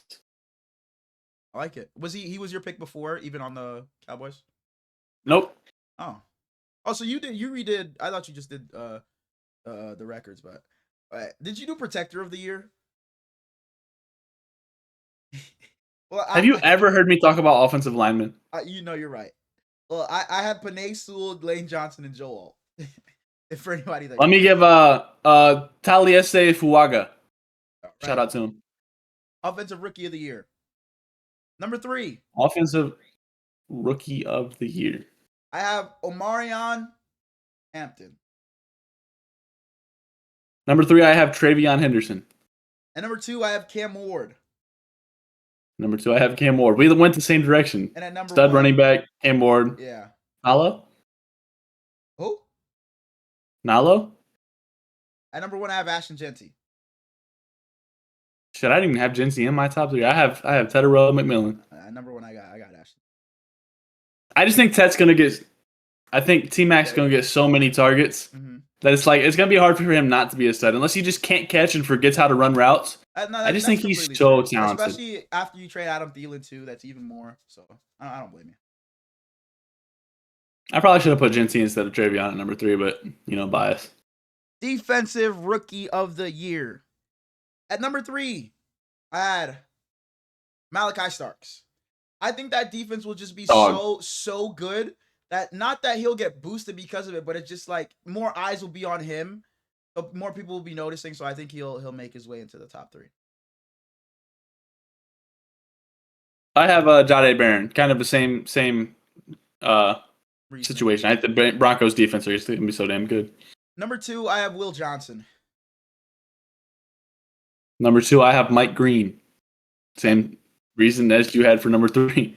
And at number 1, we talked about the Giants earlier. Not going to be very good, but that defensive line is going to be something serious. I have Abdul. I had Abdul as well. Yeah. Michael Williams. He's a dog. I'm watching you, baby. Out of Georgia. Go Dogs. Coach of the Year? Coach of the year. Number 3, I had Ben Johnson. Number 3, I had Sean McDermott. You hate the Bears. I love the Bears. It's just like I can't see them being that good. Number 2, I had Liam Cohn. Damn, you gonna let the new guys? Yeah, and number 2, I had have the Jags at 10-7 in the playoffs. So he had to get some love. I have Todd Bowles. Number 1, I got Matt LaFleur. I think I had him winning last year, and I got him winning again this year. Number 1, I have Dan Campbell because if they're as good as we project them to after losing both coordinators, I wanted to put him in there too. Comeback player. All right. Comeback player, I forgot about. Let me think. One answer. It will be. One answer. Is there? Am I bogus? I think it's Aiden Hutchinson without a doubt. Oh fuck, duh, yeah. But my top 3 was CMC at 3, Dak at 2, and Hutch. Brandon Ayuk. I wish. It'll go to Dak if they're decent. Oh, I had something. Oh no, I had passing. This is gonna be quick. My passing yard leader was Joe Burrow. Rushing yard leader was Bijan Robinson. Receiving yard leader was Puka. Sack was Will Anderson. Interception leader. Number 2 for the San Francisco 49ers, Diamador Lenore. 5 seasons in and has only given up 3 touchdowns in his career.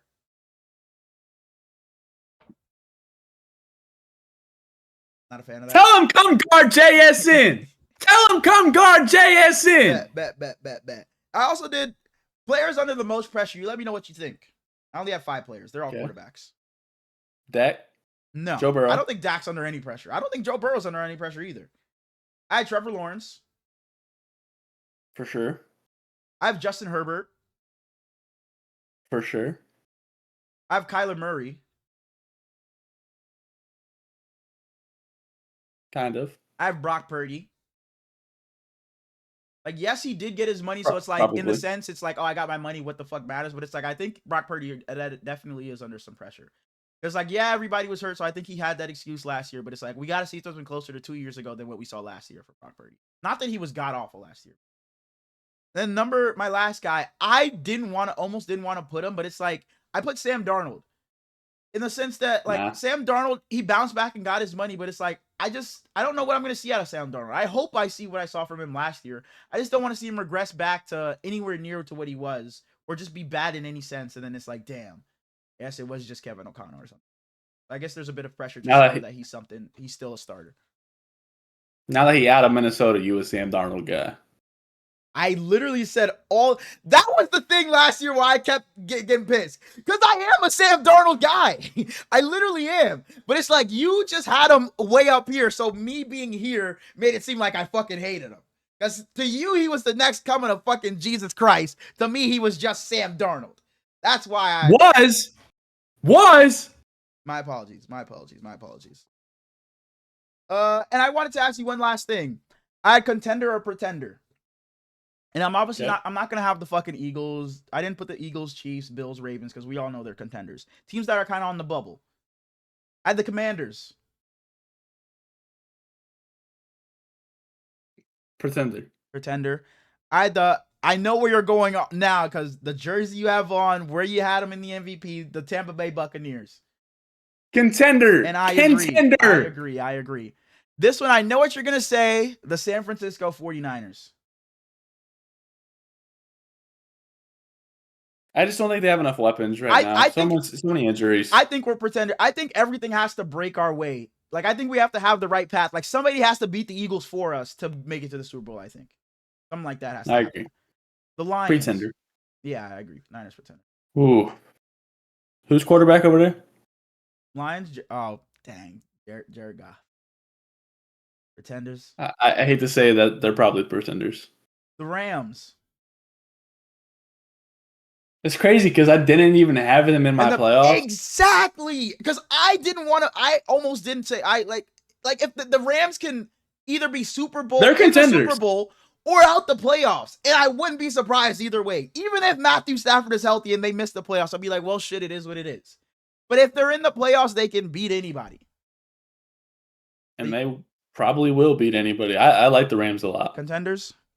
Last team I had, the Houston Texans.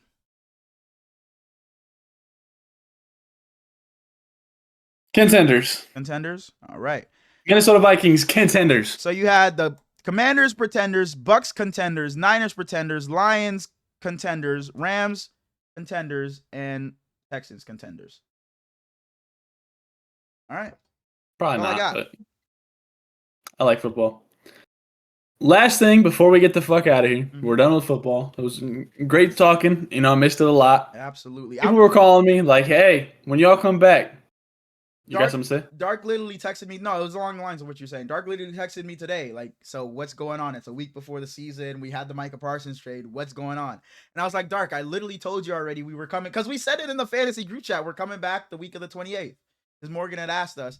But yeah, like, as the hours were counting down, I'm like, shit, I cannot wait to record. Like, we're really about to record again today. And it's like, it's different because, like, it's not only that we've been away for a while, so I'd be excited even if it was fucking the middle of June and we were coming back after a month. But now it's like we're coming back after so long, we haven't talked, and it's the start of the season. So it's just like the best of both worlds. I was counting down the minutes to record. That's why 9 on the dot. I was like, let's get it done. Because usually it's like a 15-minute warning or something, but I was like, let's just get this started because I couldn't wait.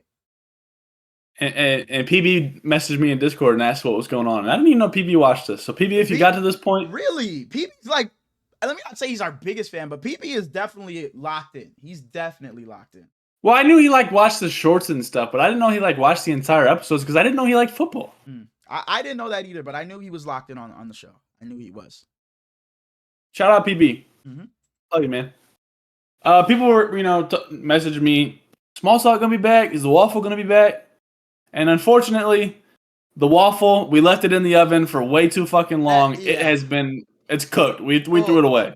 Cooked. It might come back at some point. I doubt it. Retry the recipe later on. Maybe like at the end of next football season. Maybe we'll retry the recipe. Maybe we can make another waffle. But for now, it's cooked. So Dark Kai, we're sorry, guys. Our little conversation we usually have at the end of episodes is probably dead. Well, Dark, I know you'll still be here. Kyron still fuck around might be here because I think Kyron watches, even though he's not a football guy, but I think he watches just to support us.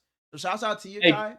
But Kyron's fantasy team low-key decent. Really? Like I'm not mad at what he drafted. Yeah. I don't know anyone else's team. I know your team. I saw KB post his team.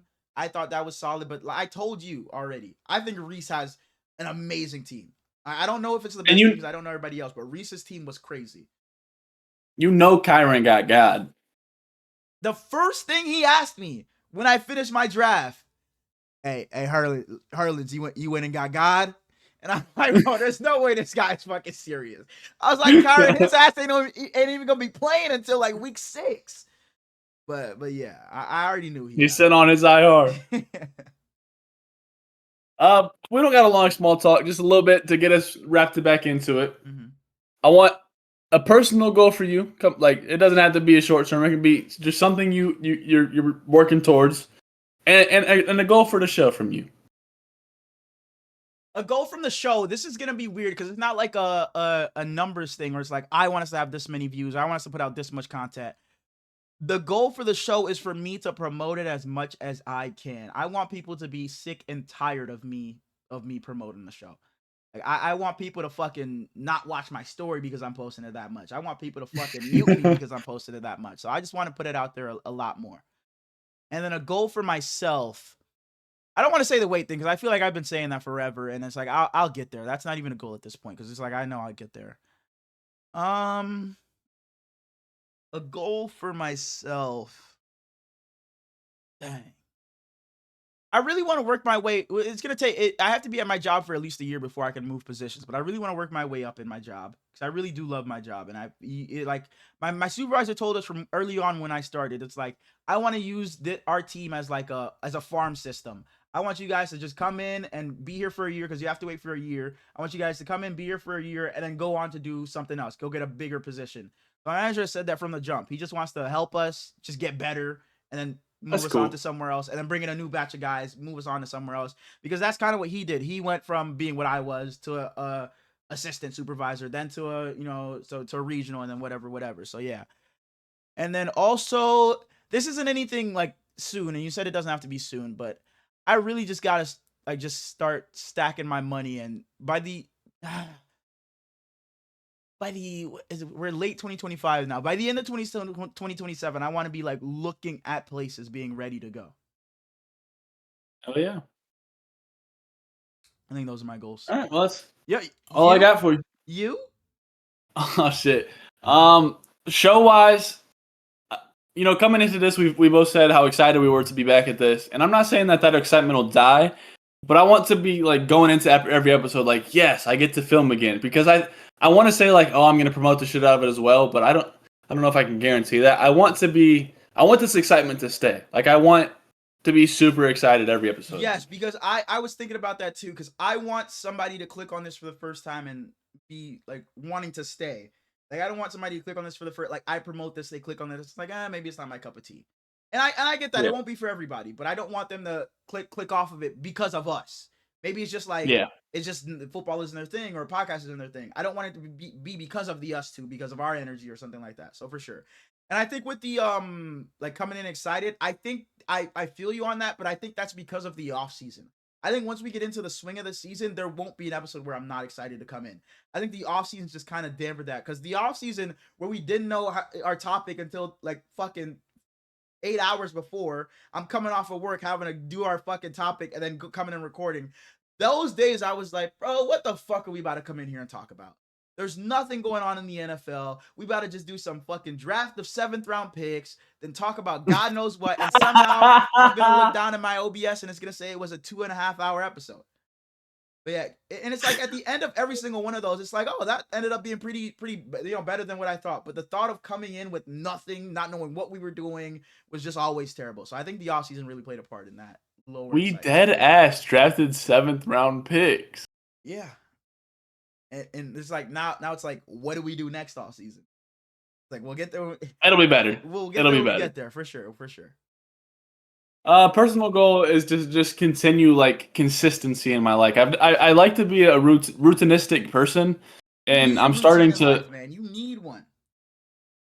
I'm starting to work out, like lift weights for pretty much the first time in my life. So gaining muscle has been a little bit of a struggle. And I also am very, very picky on what I eat. I believe if you don't know what it is, I think I have ARFID. Is where you're super picky, and it's hard to gain muscle with what I eat and my activity and shit. But I lost a lot of weight. I just gotta get back to where I want to be now, if that makes sense, and stay on the grind. So we'll see how that goes. Oh yeah. We appreciate y'all for watching. If you're new, we appreciate you for clicking on. We appreciate you for staying this long if you did so. If you're back from our hiatus, if you watched our off season, we appreciate the shit out of you. If you just hear from our Super Bowl episode. Yeah. Everybody that clicked the fucking thing. Thank you from the bottom of my heart. Yeah. And come back. And yeah, I know we said we're going to be 2 episodes a week, but that's going to be at the start of next season. So we're going to start that, I guess, in 2 weeks technically, because we're going to be back next Friday after Thursday Night Football, the first game of the season, Cowboys-Eagles. So we're not going to be here Tuesday, but starting next Thursday or next Friday, we're It'll be every Friday, every Tuesday, every Friday. Yep. Yeah, like Smallz said, we appreciate you guys watching. Head over to the TikTok, the Twitter, all that will be in the description. We appreciate you guys sticking with us and coming back if you're new. We'll see you guys in the next one. Peace. That's crazy that your fucking thingy just went out at the end. What were you saying? Go ahead and get your piece off to the people. Go ahead. Thank you. I was just gonna say, if y'all got to this point, let us know who y'all MVP is in the comments. Peace. Love y'all.